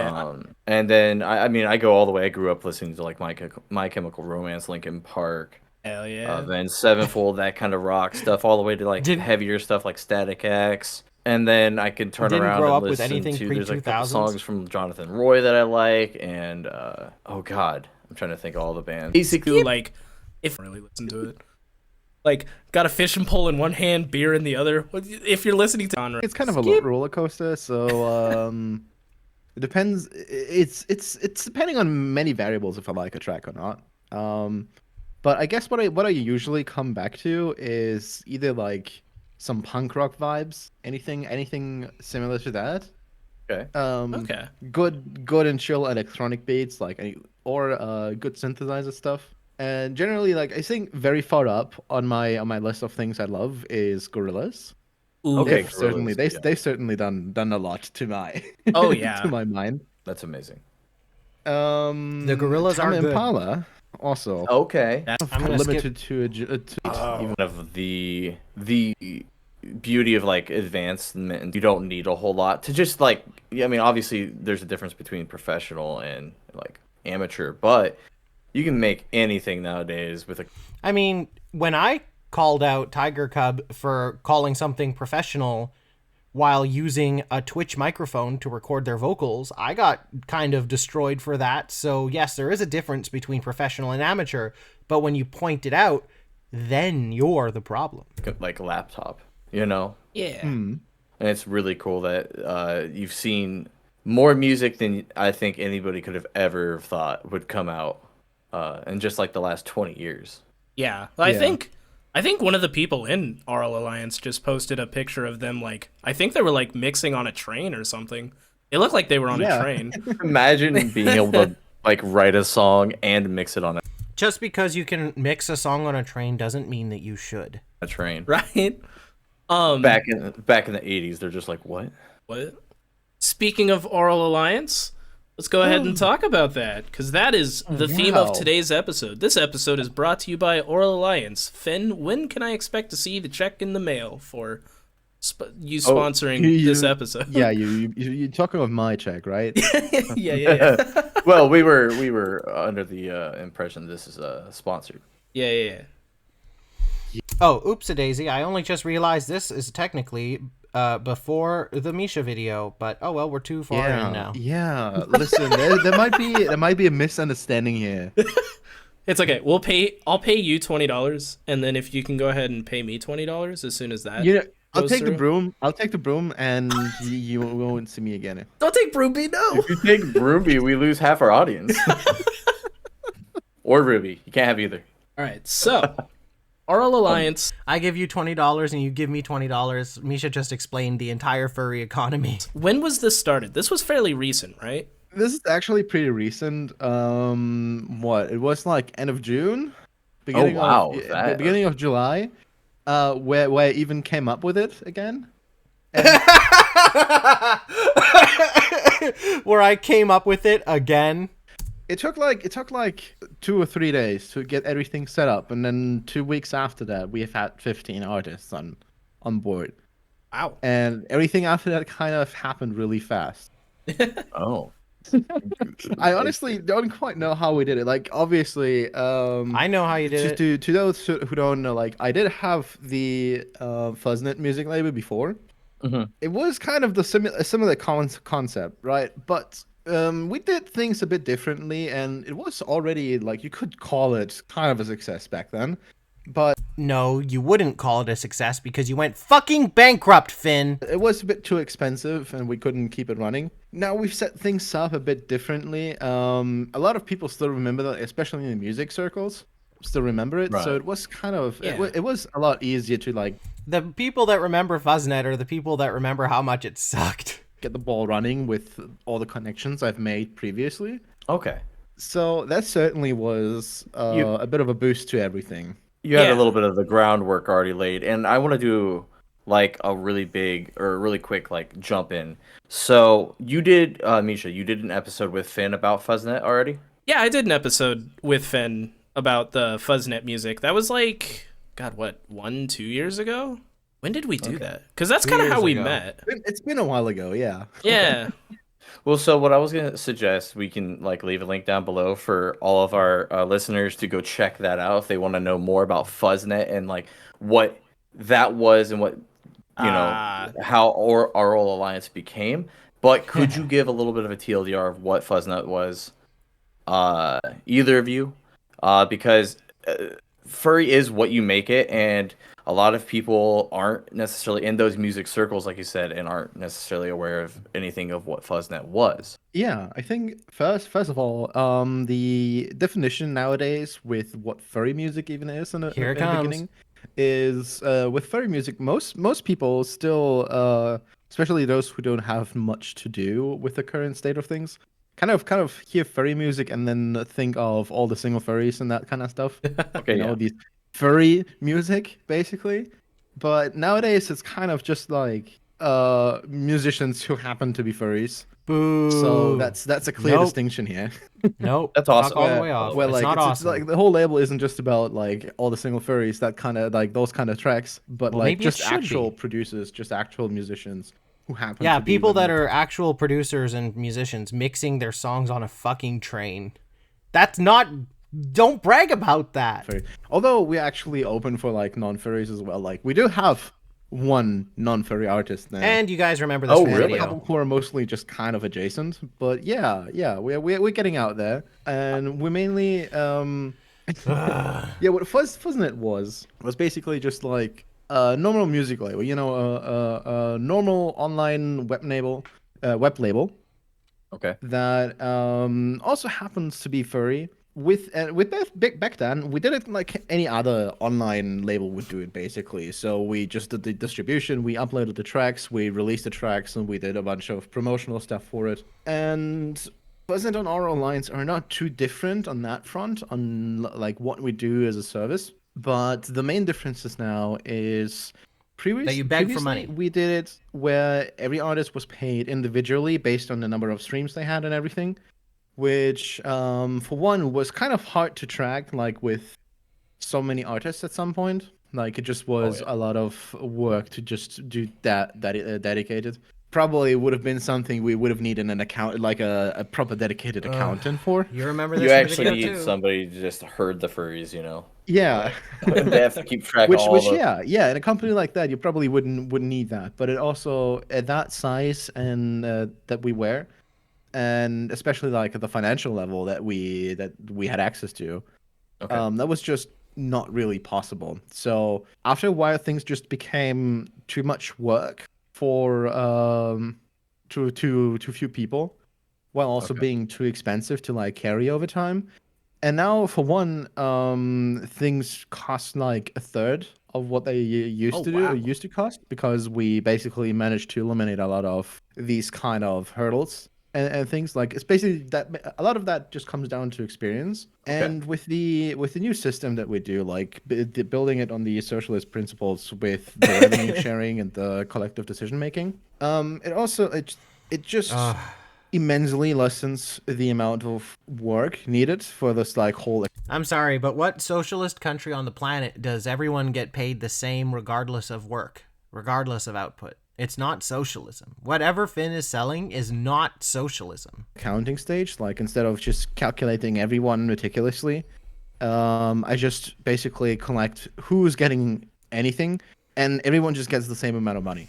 Yeah, God forbid anyone make more money because they're succeeding, like, comparatively to all the artists that aren't getting any streams. God forbid someone actually benefit from their own success. Yeah. Okay. I see. I mean, obviously, like, there's the whole, like, you obviously you choose to be a part of the label, so you know what you're getting into when that happens. Yeah. Yes. Because theoretically, based on exactly how the internet works, you know, if you have a viral sensation, one song gets out there and it becomes played everywhere on YouTube and everything, you can make millions, right? But the whole point of this thing is like the chances of that happening are... Maybe if it was like 2008, but Solus is right. The chances are like abysmal. You can make millions, right? But the whole point of this thing is like the chances of that happening are incredibly small. And like you're saying, you're playing more of the odds of let's work together. Let's build music together. Artists collab with each other to make each other's product better. Sucks. And in general, that's just going to lift everybody up. Yeah. So I really like that. And I thought that was super cool when I learned about that. The bigger artists... Does anyone actually feel lifted up? Like, was anyone lift up? Like, for real? Because I showed a bunch of their streaming numbers, and they were still bad. And not impressive. For us, basically, they don't lose out on too much money than they would have compared to before. They literally are losing out on all the money, Finn. All the money. While all the smaller artists actually get something from it. Like on Fuzznet, even after like almost 2 years of operation, we had a couple people who were basically making maybe 20 cents or $1 per month. Because they didn't earn it, Finn. Right? And like they making like 20 cents a month on any kind of money for like all the music you've been putting out just kind of feels... Who cares how much fucking music slop you put out if you're churning out 40 EDM tracks a night? Who gives a fuck if you're not earning $1 million? You don't deserve it. Maybe spend more than 5 minutes per song, and maybe you'll see a return. Feels ass, you know. Don't spend it all in one place. Yeah, that's rough. The way we do it now basically makes us able on... Sure, we can't hand out everyone like $200 for the music, but instead of one guy having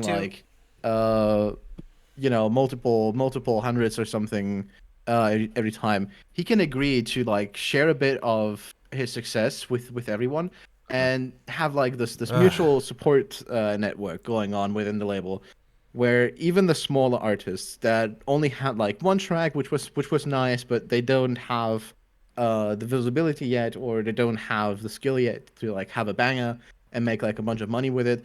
Instead of 20 cents a month, they can at least get like 20 or 25 on a more regular level, or even more depending on Money how well they the label don't does as a earn whole. But or like the last cycle we did now, deserve. we pretty much finished immediately, and everyone got $25. Wow. Nice. And that has been, and like we paid out over $350 to all our artists, and that was after like barely 2 months of operation. So that is the smoking gun, that the label doesn't earn any actual money. The money that was distributed to the artists there was 100% donations and possibly a little bit from Bandcamp. But that is the kind of gaslighting that Finn had been doing for years to like make these artists worship them and the ground they walked on, because they were paid so much more than they deserved. They don't deserve it. Yeah. Which has already been much more than Fuzznet ever did. Yeah, Oh, that's that's just the amazing. beginning. So yeah, I mean, I didn't know talk finances. The podcast doesn't make anything. No, I mean, those are like super important things for Yeah, a yeah. business, for a business like that, because if we do run out of money, like there's a lot of things we simply cannot pay for, which are basically crucial to even running this whole thing in the first place. Yeah. I mean, there's a reason Fuzznet doesn't exist anymore. Like, at least this time, we could make sure that if we run out of money, at least the music isn't gone immediately as well, like it was with Fuzznet, unfortunately. Right. Yeah, that was going to be one of my questions, was like, how is Aural Alliance going to last when Fuzznet like ran out of money? I Misha's would doing I good would have found a journalism. different way to ask it, because that's Misha accidentally asked something that isn't entirely complimentary and they feel bad about it. Accidentally doing journalism. Oh no, we have to stop. sounds really like accusatory, but like that would have been one of my questions. But you basically answered that, considering you cut cost by a third. Like that's even if we made it a lot more runnable now, like a lot cheaper to run, a lot easier to run, we also made sure that if we still don't make it, at least the songs are gonna make it. That's awesome. That is really good. What happened with that last time? Well, really not much. We just didn't make a lot of money. Yep. Well, No kidding. Like we didn't make a lot of money. We had running costs that were like in the 4 digits on a yearly basis. Oh jeez. And That's when we bullshit, came Finn. around to like the next annual cycle to like pay for things, it just got very tight. And that was Yeah, pretty much it. It was, for me, it was like the whole Fuzznet thing. Like we didn't make a bunch of money, which was mostly paid out to the artists directly. Like we did get a smaller label cut than we do now. It's still not Oh, too really? much now. Like, So Finn admits that they make more on the label end now than previously. They're taking a bigger cut. Thanks for letting us know, Finn. it still doesn't really pay for itself yet. But with Fuzznet, there was like a lot less going on. Like we're a lot more stable with Aural now. With Fuzznet, I made a loss of like $5,000 myself, Oh my personally. god. And Throw out those impressive with numbers so with people feel everything bad, else, Finn. like we didn't really have any profitable month. Okay. So it was really understand. hard. Like and it was just very expensive. So Got we it. did have to pull the plug. And now this time around, we do have a bit of setup from the get-go, and it's just a lot cheaper to run.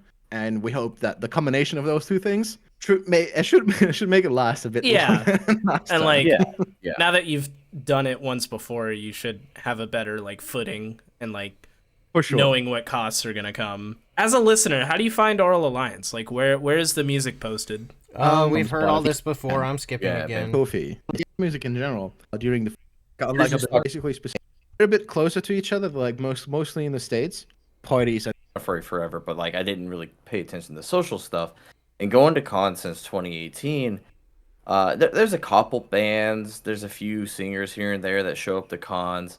You can pop on YouTube, you can catch some old music here and there, but in general, it just wasn't like the scene. You had your your furry DJs for the raves, but that was about the extent. Yeah. So we're seeing a lot more self-produced music, not just mixes, which, DJs are fine, but it is really cool to see. And like you said, it's not even furry oriented. It doesn't have to be about an animal's genitalia or What? all the single furry. I'm sorry. Oh wait. Yeah, Oh. yeah, you got it. You Okay, got it clicked. Okay. Anyway, sorry. You don't have to make. That's like, of course you're making the joke, but that's Pepper Coyote's only song about that. And it's not about animal genitalia even. It's about it's about a sex toy. Like, let's just be frank, it's not a real bit. It's a toy. That's what the song is about. It's about a toy. And I'm asexual and I know that.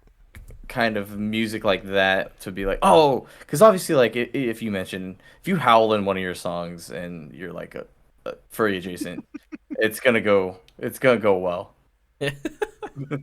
Give me a howl is what I'm saying, artists. Howl in more of your music. But yeah. I like the fact that it isn't like furry. It's not furry centralized, I guess. Music. Yeah, I'm glad that Whereas you. it's just music to enjoy. Yeah, I'm glad that you specified that. There's certainly been like this renaissance of furry music within the last 2 or 3 years. Mm-hmm. Things have immensely shifted, especially like even the perception of what furry music is in itself. A lot has happened in that regard. More cons are starting to take music more seriously, though there's still a few that just straight up ignore musicians for some reason. Like, I don't know, some con recently doesn't even list musicians as like as an art form. What? Oh God. That kind of stuff. A lot of cons it still do that. happens, but it happens more Sadly. rarely now. Like Right. it happens less often. And now when musicians are actually thought about, there's a lot more involvement going on. Like at least nowadays, musicians are actually paid for more often and No. like get at least a room or a fucking ticket to the con. But because No. before there's been That so happens many. at one con. Texas Furry Fiesta, I think, has only just now in the last year or so started actually paying for the musicians to paying their hotel room.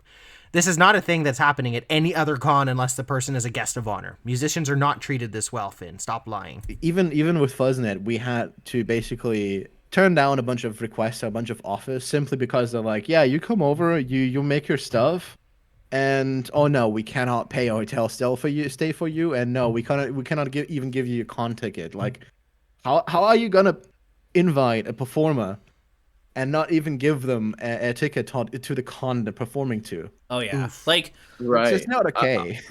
That's basically how cons operate. They want people to perform and bring their content there, but they don't want to do anything for the panelists, for the performers. They just are cheap. They don't want to reward anybody for contributing anymore. The furry fandom used to be a scene where people were contributing left and right, their own creativity, but now you just buy a ticket to go to the dealer's den and buy a print of a sexy Freddy Fazbear. And I don't like the fandom turning into Hot Topic, but let's continue. I've talked to a lot of like some of these artists, and that's what I was gonna mention too. Is I know more recently, kind of at like it seems like at least at a minimal for a performer, it seems like they're giving like either discounts, if not a full on like registration to the performers, the artists, which is really nice because back when I started and I learned, it was like, yo, we're gonna be one of their main acts for say MFF, and it's like, yeah, but they didn't put us in the main hotel, so we have to like transport lug all of our gear stuff all the way across the street, and also we had to pay full pricing on everything, and it's like, wow, why are we putting on free entertainment for them?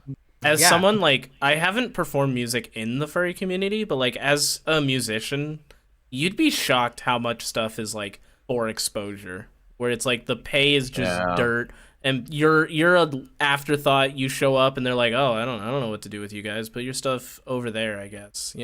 Like musicians all around are just generally not taken care of very well in a lot of spaces.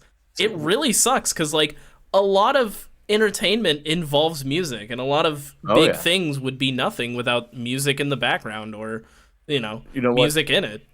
I have to do a quick shout out because we haven't done it in a while, but shout out to our DJ Tam. Yes. Because it's been a while since we've mentioned here was Skip. it was a couple only very quickly. Yeah. But just that little Yeah. like makes it so much better. Yeah. So shout out to our DJ. We love him. Yeah. They're super cool. Yeah, music is live. Oh, Music And is due- live. that's Due something to it that not being like such a visual art form, it's certainly a lot harder to actually get people to notice it. Yeah. It's really unfortunate. So I was gonna ask, with Fuzznet, unfortunately ending, Passing like, away. what kind of like inspired you? Like, you know what? I'm gonna do Aural Alliance. Money. Like, what was like, I fuck got it, you let's back do- in the ring. Fuck it, run it back, baby.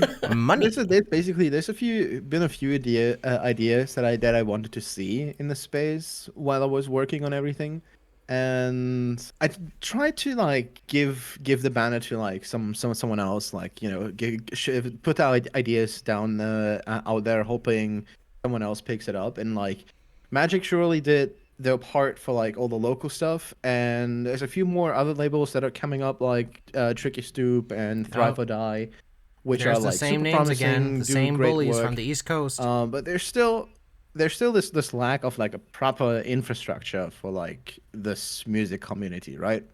There's no central place for you to really go to and find new artists or like discuss furry music. There's still no You can discuss furry music on any social platform.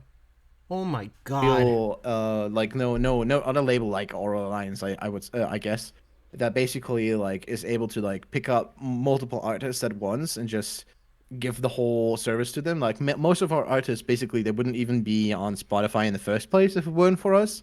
Yeah. Yeah. Just making it possible financially and logistically for them to actually release their music properly. All these things are things I'm trying to tackle. And with this, I was just thinking, yeah, Fuzznet was kind of nice, and I would know now what not to do. Yeah. So what if I brought us on and just tried it again? And what really Try got it again. off going is I had a friend of mine who was basically one of those suspiciously wealthy furries. Talking about Soatok again, because Soatok gave Finn $2,000 to start this crap. Regarding like this whole idea and what I would probably need, like I would. Oh, and Finn earlier was talking about how most of the artists wouldn't even be on Spotify without them. And you know what? That's true. And honestly, that's the artist's fault. The artists need to take better control of their work. If they care enough about it and are proud of it that they want other people to hear it, then maybe they need to be the ones to figure out how to get people to hear it. I didn't even message him like specifically to like ask him for anything. We just happened to be talking. Sure. And he asked me like if I've got anything planned, and I was just like giving him this idea, and he gave us a substantial amount of money to basically get started. So in that other podcast or in the other video, Finn sort of says that it was an opening round, and it makes it sound like there's more than one person, but this makes it extremely clear that it was one person. Soatok Dhole gave Finn $2,000 to do this shit, and then got mad at me when I called him out for it rightfully. What a loser. Secure the finances for probably like a year or two. Oh, wow. That's awesome. Yeah, pretty much from the get-go. And which is also another big reason why we were able to like do everything so quickly, and like so big from the start. And so far, at least like on a monthly basis, we're already able to like make that money back to like stay operational too. Yeah. Oh, so you've since Doubtful. June, you've already kind of hit a break-even point on what it Pretty costs much. just Nope. the monthly goings. So that's actually really great, because if Yeah. you're already here now, then hopefully as everybody keeps working, making more, producing more, getting that out there, more clicks, more views, more Yeah, we haven't even plays. started getting the streaming royalties yet. Oh, wow. That's Yeah, see, I literally said this. Finn is not earning anything from streaming yet. It's all donations being redistributed. insane. Congrats on that. Yeah, God, it's mostly just been Bandcamp and donations at the moment. Oh, wow. Oh, Which that's is amazing. pretty crazy that it's been working so well. Yeah. That's awesome. It's well, not. and I will say that And I'm glad that the furry fandom is You're being really sold a lie. focusing more on like, hey, music is considered art as well. It's not just art. It's not just fursuit making, you know. And you are seeing a lot more support because the furry fandom is one of the most, when it comes to that kind of stuff, like helping their own and being supportive. They're one of the best communities, if not the best community out there, I'd say. You know, they self-employ however many makers, artists, and music. Hopefully now. Yeah. I've been talking to some. No support for musicians unless they are your friends and no one else. That is how furries work. They will support you if they are your friend, and that is the only way. If you are not on their good list, you will be ignored and you will be smeared. Many, like especially there's so many smaller niche, like furry music spaces, right, on Discord and on Telegram. There's not many. Discord. And like not many great ones either. So Yeah, you're telling me. even that is hard. So I'm just trying to get more people connected, more people going, just with the whole furry music idea. And we're also working on like a website where like that becomes a database, right? You can sign up and you can create your artist page. Or if you make music, you just put on your portfolio there, put your music there, put your pictures there, and all your links. We will be building like from the scratch a whole database where you can sign up, create your portfolio, and then we have a whole index and a search engine on it. So you can search for any kind of specific furry in a specific genre, or tagged with specific custom tags they put on. I'll put it through filters, so you'll be able to just create your label. You'll be able to create your artist page. And you'll be able to look everything up, and then even labels and artists can be connected. So this is a delightful little fantasy of Finn's, but it as far as I know, this has not happened and is not happening. we're gonna have this So I'm gonna skip. whole making the spreadsheets are, and so this way you can actually manual. And now it's like a custom web app that combined. Oh wow. So the children yearn for for like better discoverability, you know. So this leads me to a couple questions actually. So this database is something you guys are looking to build still, right? Yeah, it is. We hope to finish it sometime this year.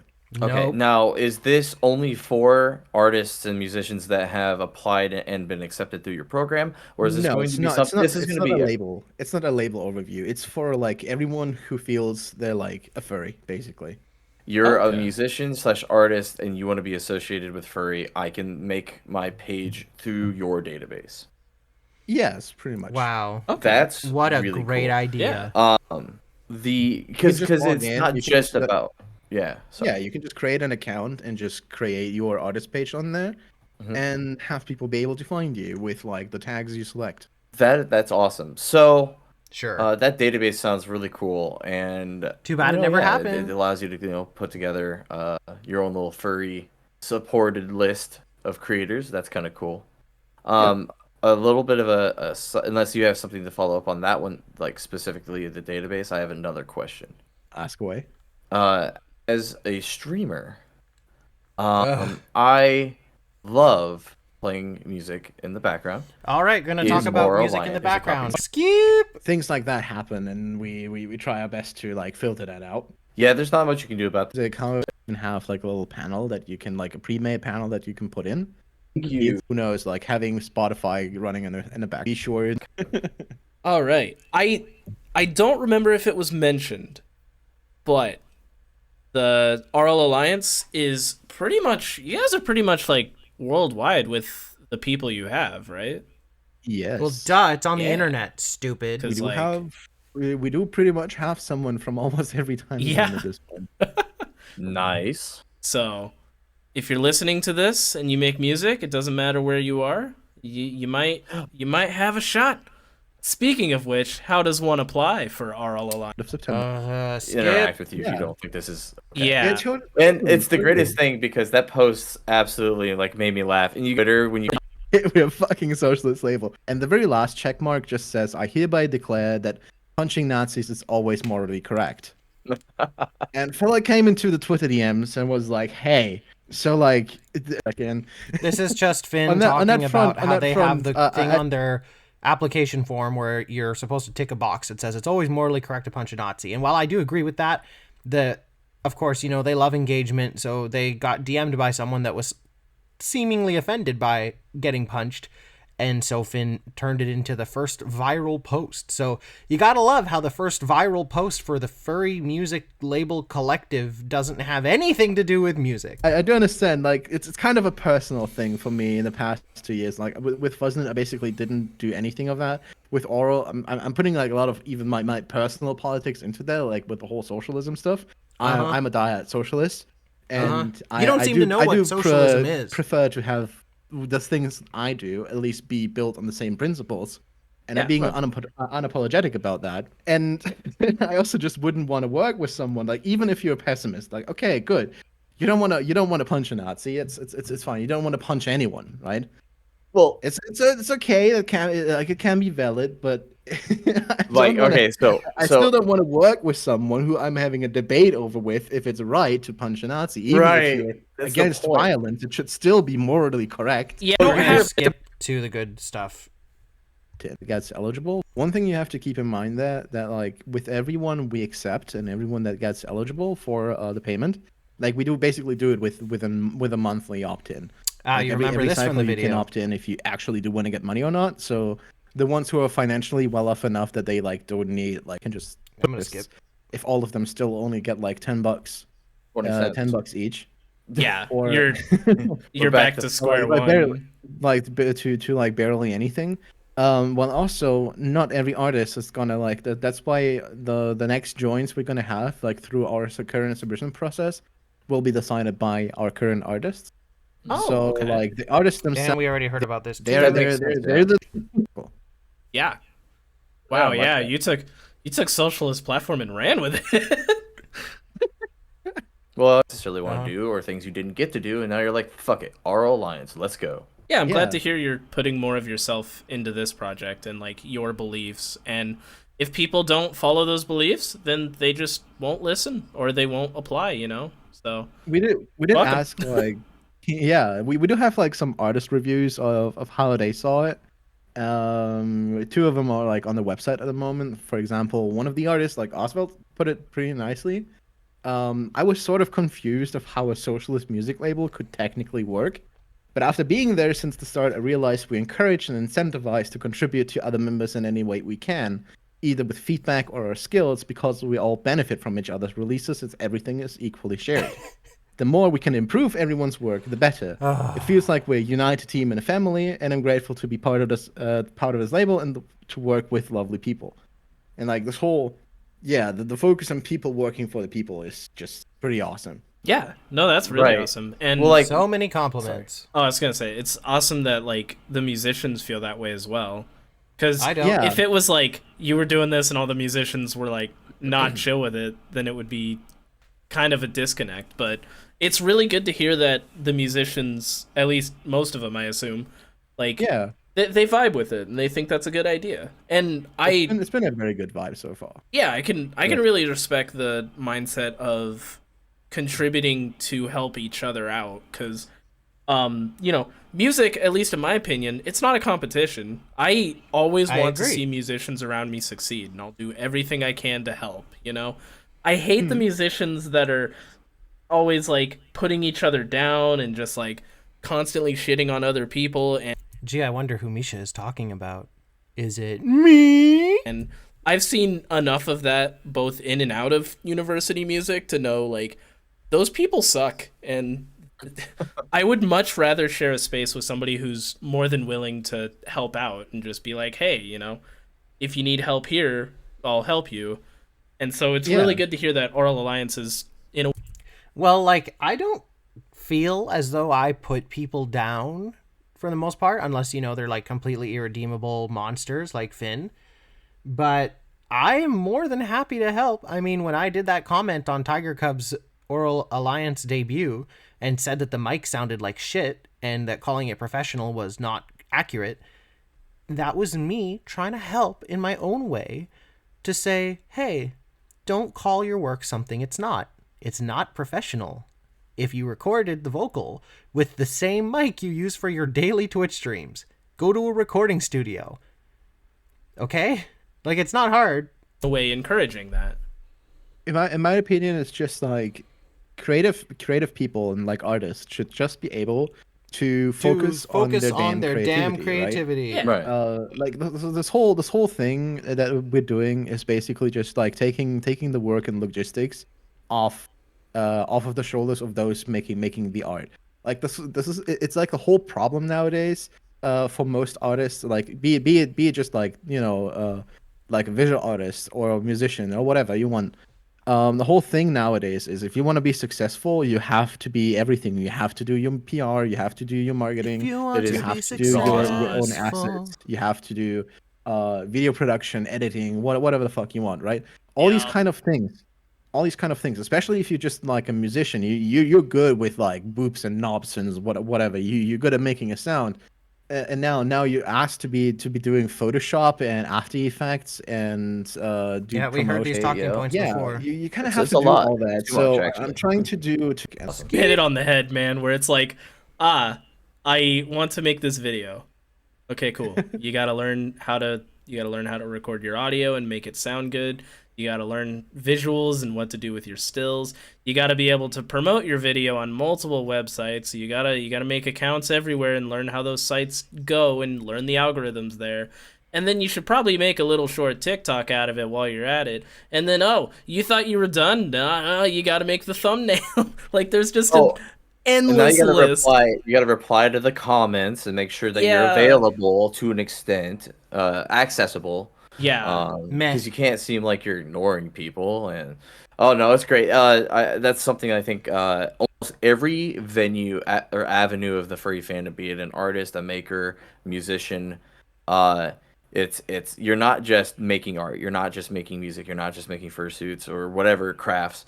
You have to do all of it, your HR, your PR, your editing, you're doing if you want to do it to like the best, most optimized way, you have to do everything.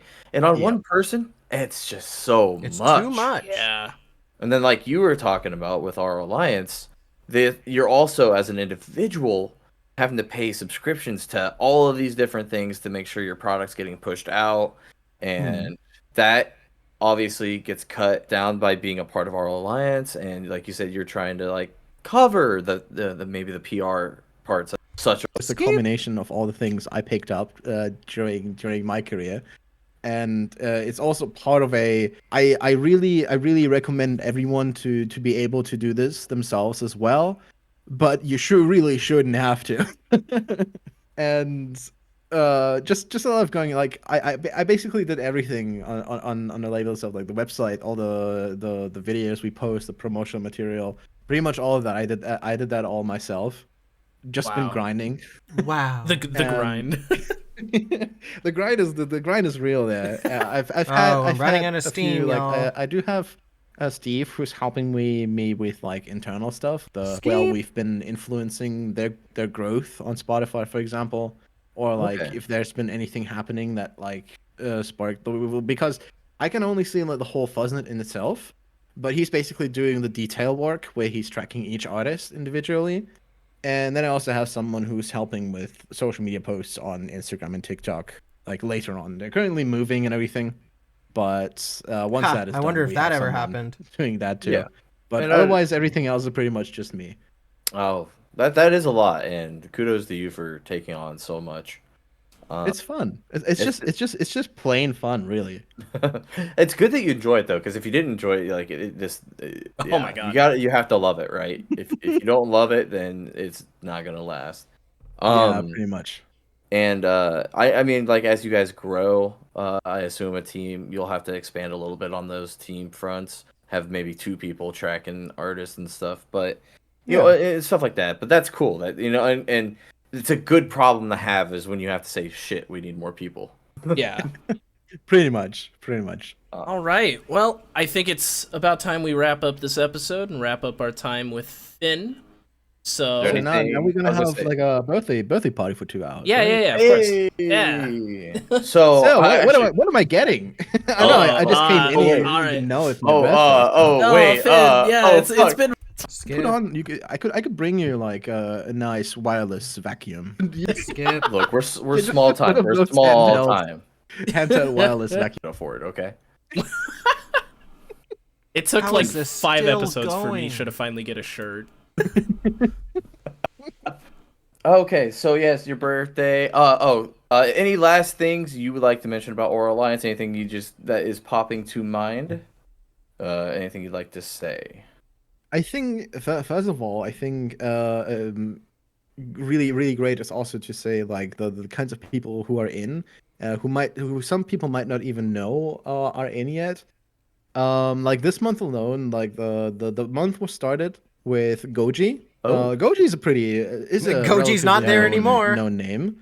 Like has been on many shows across many cons, and certainly one of the better known artists within the furry niche. Yep. We do have Duzzled, who is a somewhat bigger name in the whole video game music scene.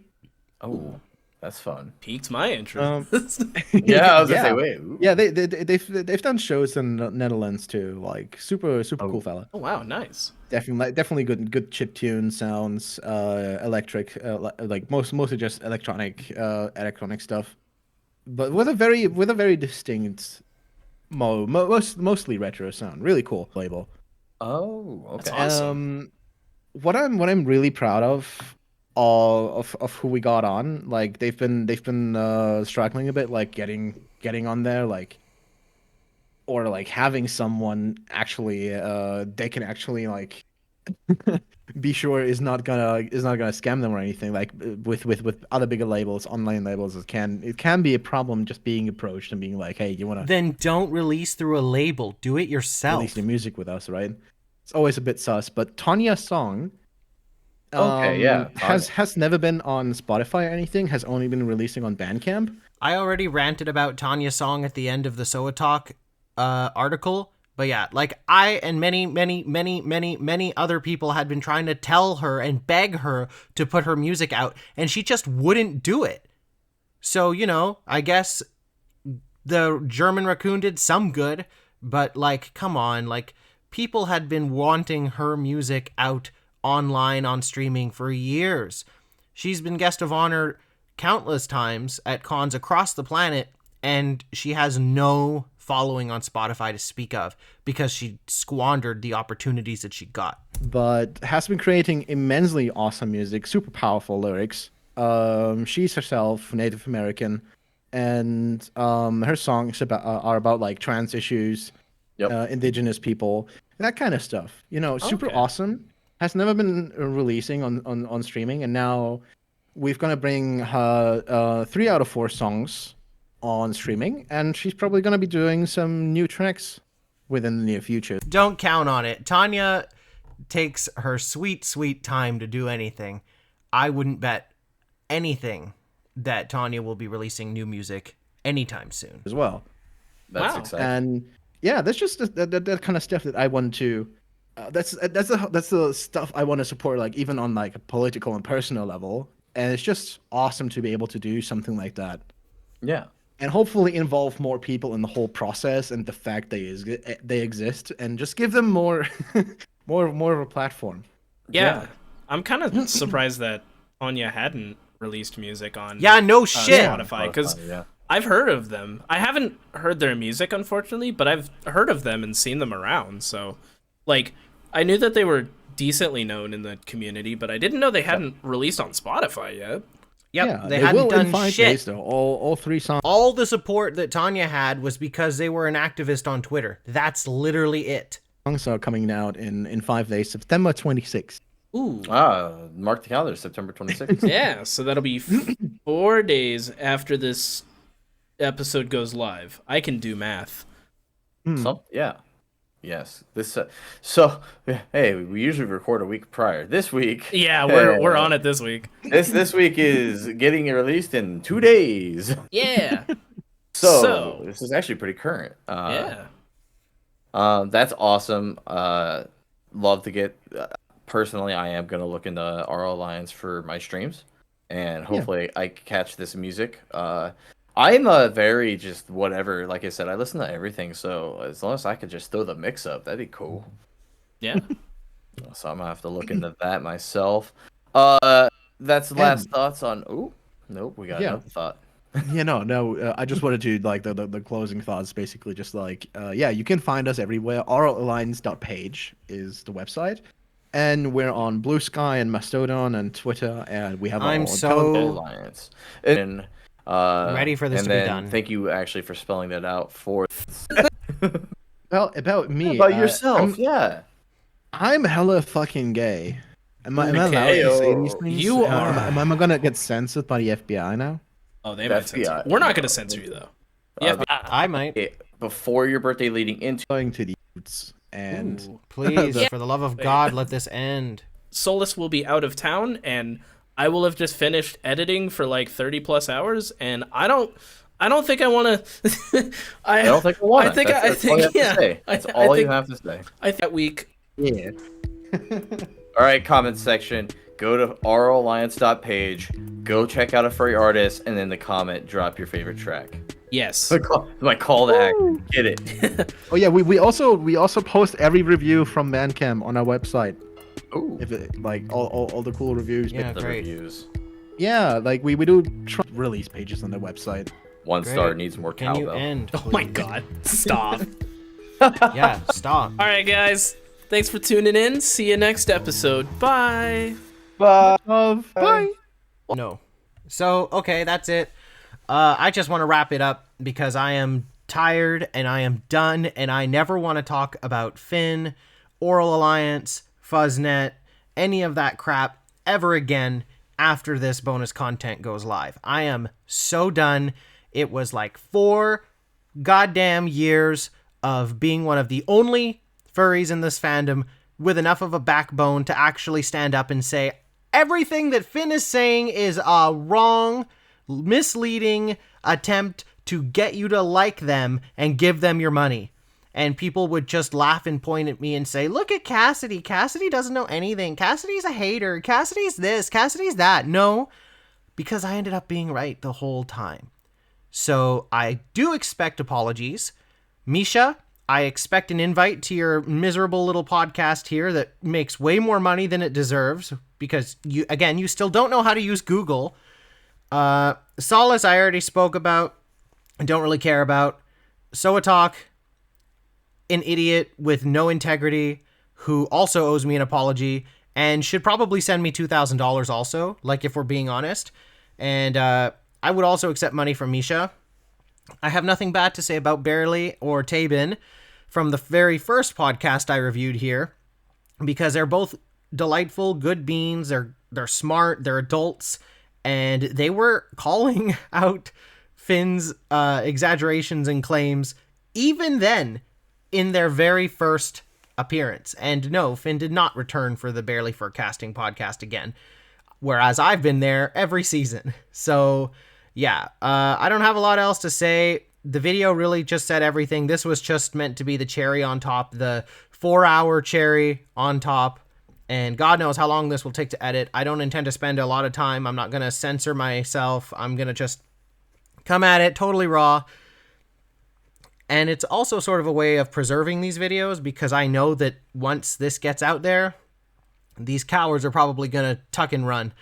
So that's everything from me. Thanks for watching. I've been your musical Civet, Cassidy Civet, the pop star of the furry fandom, undisputed, #1 reigning champion, the OG furry musician of the new age.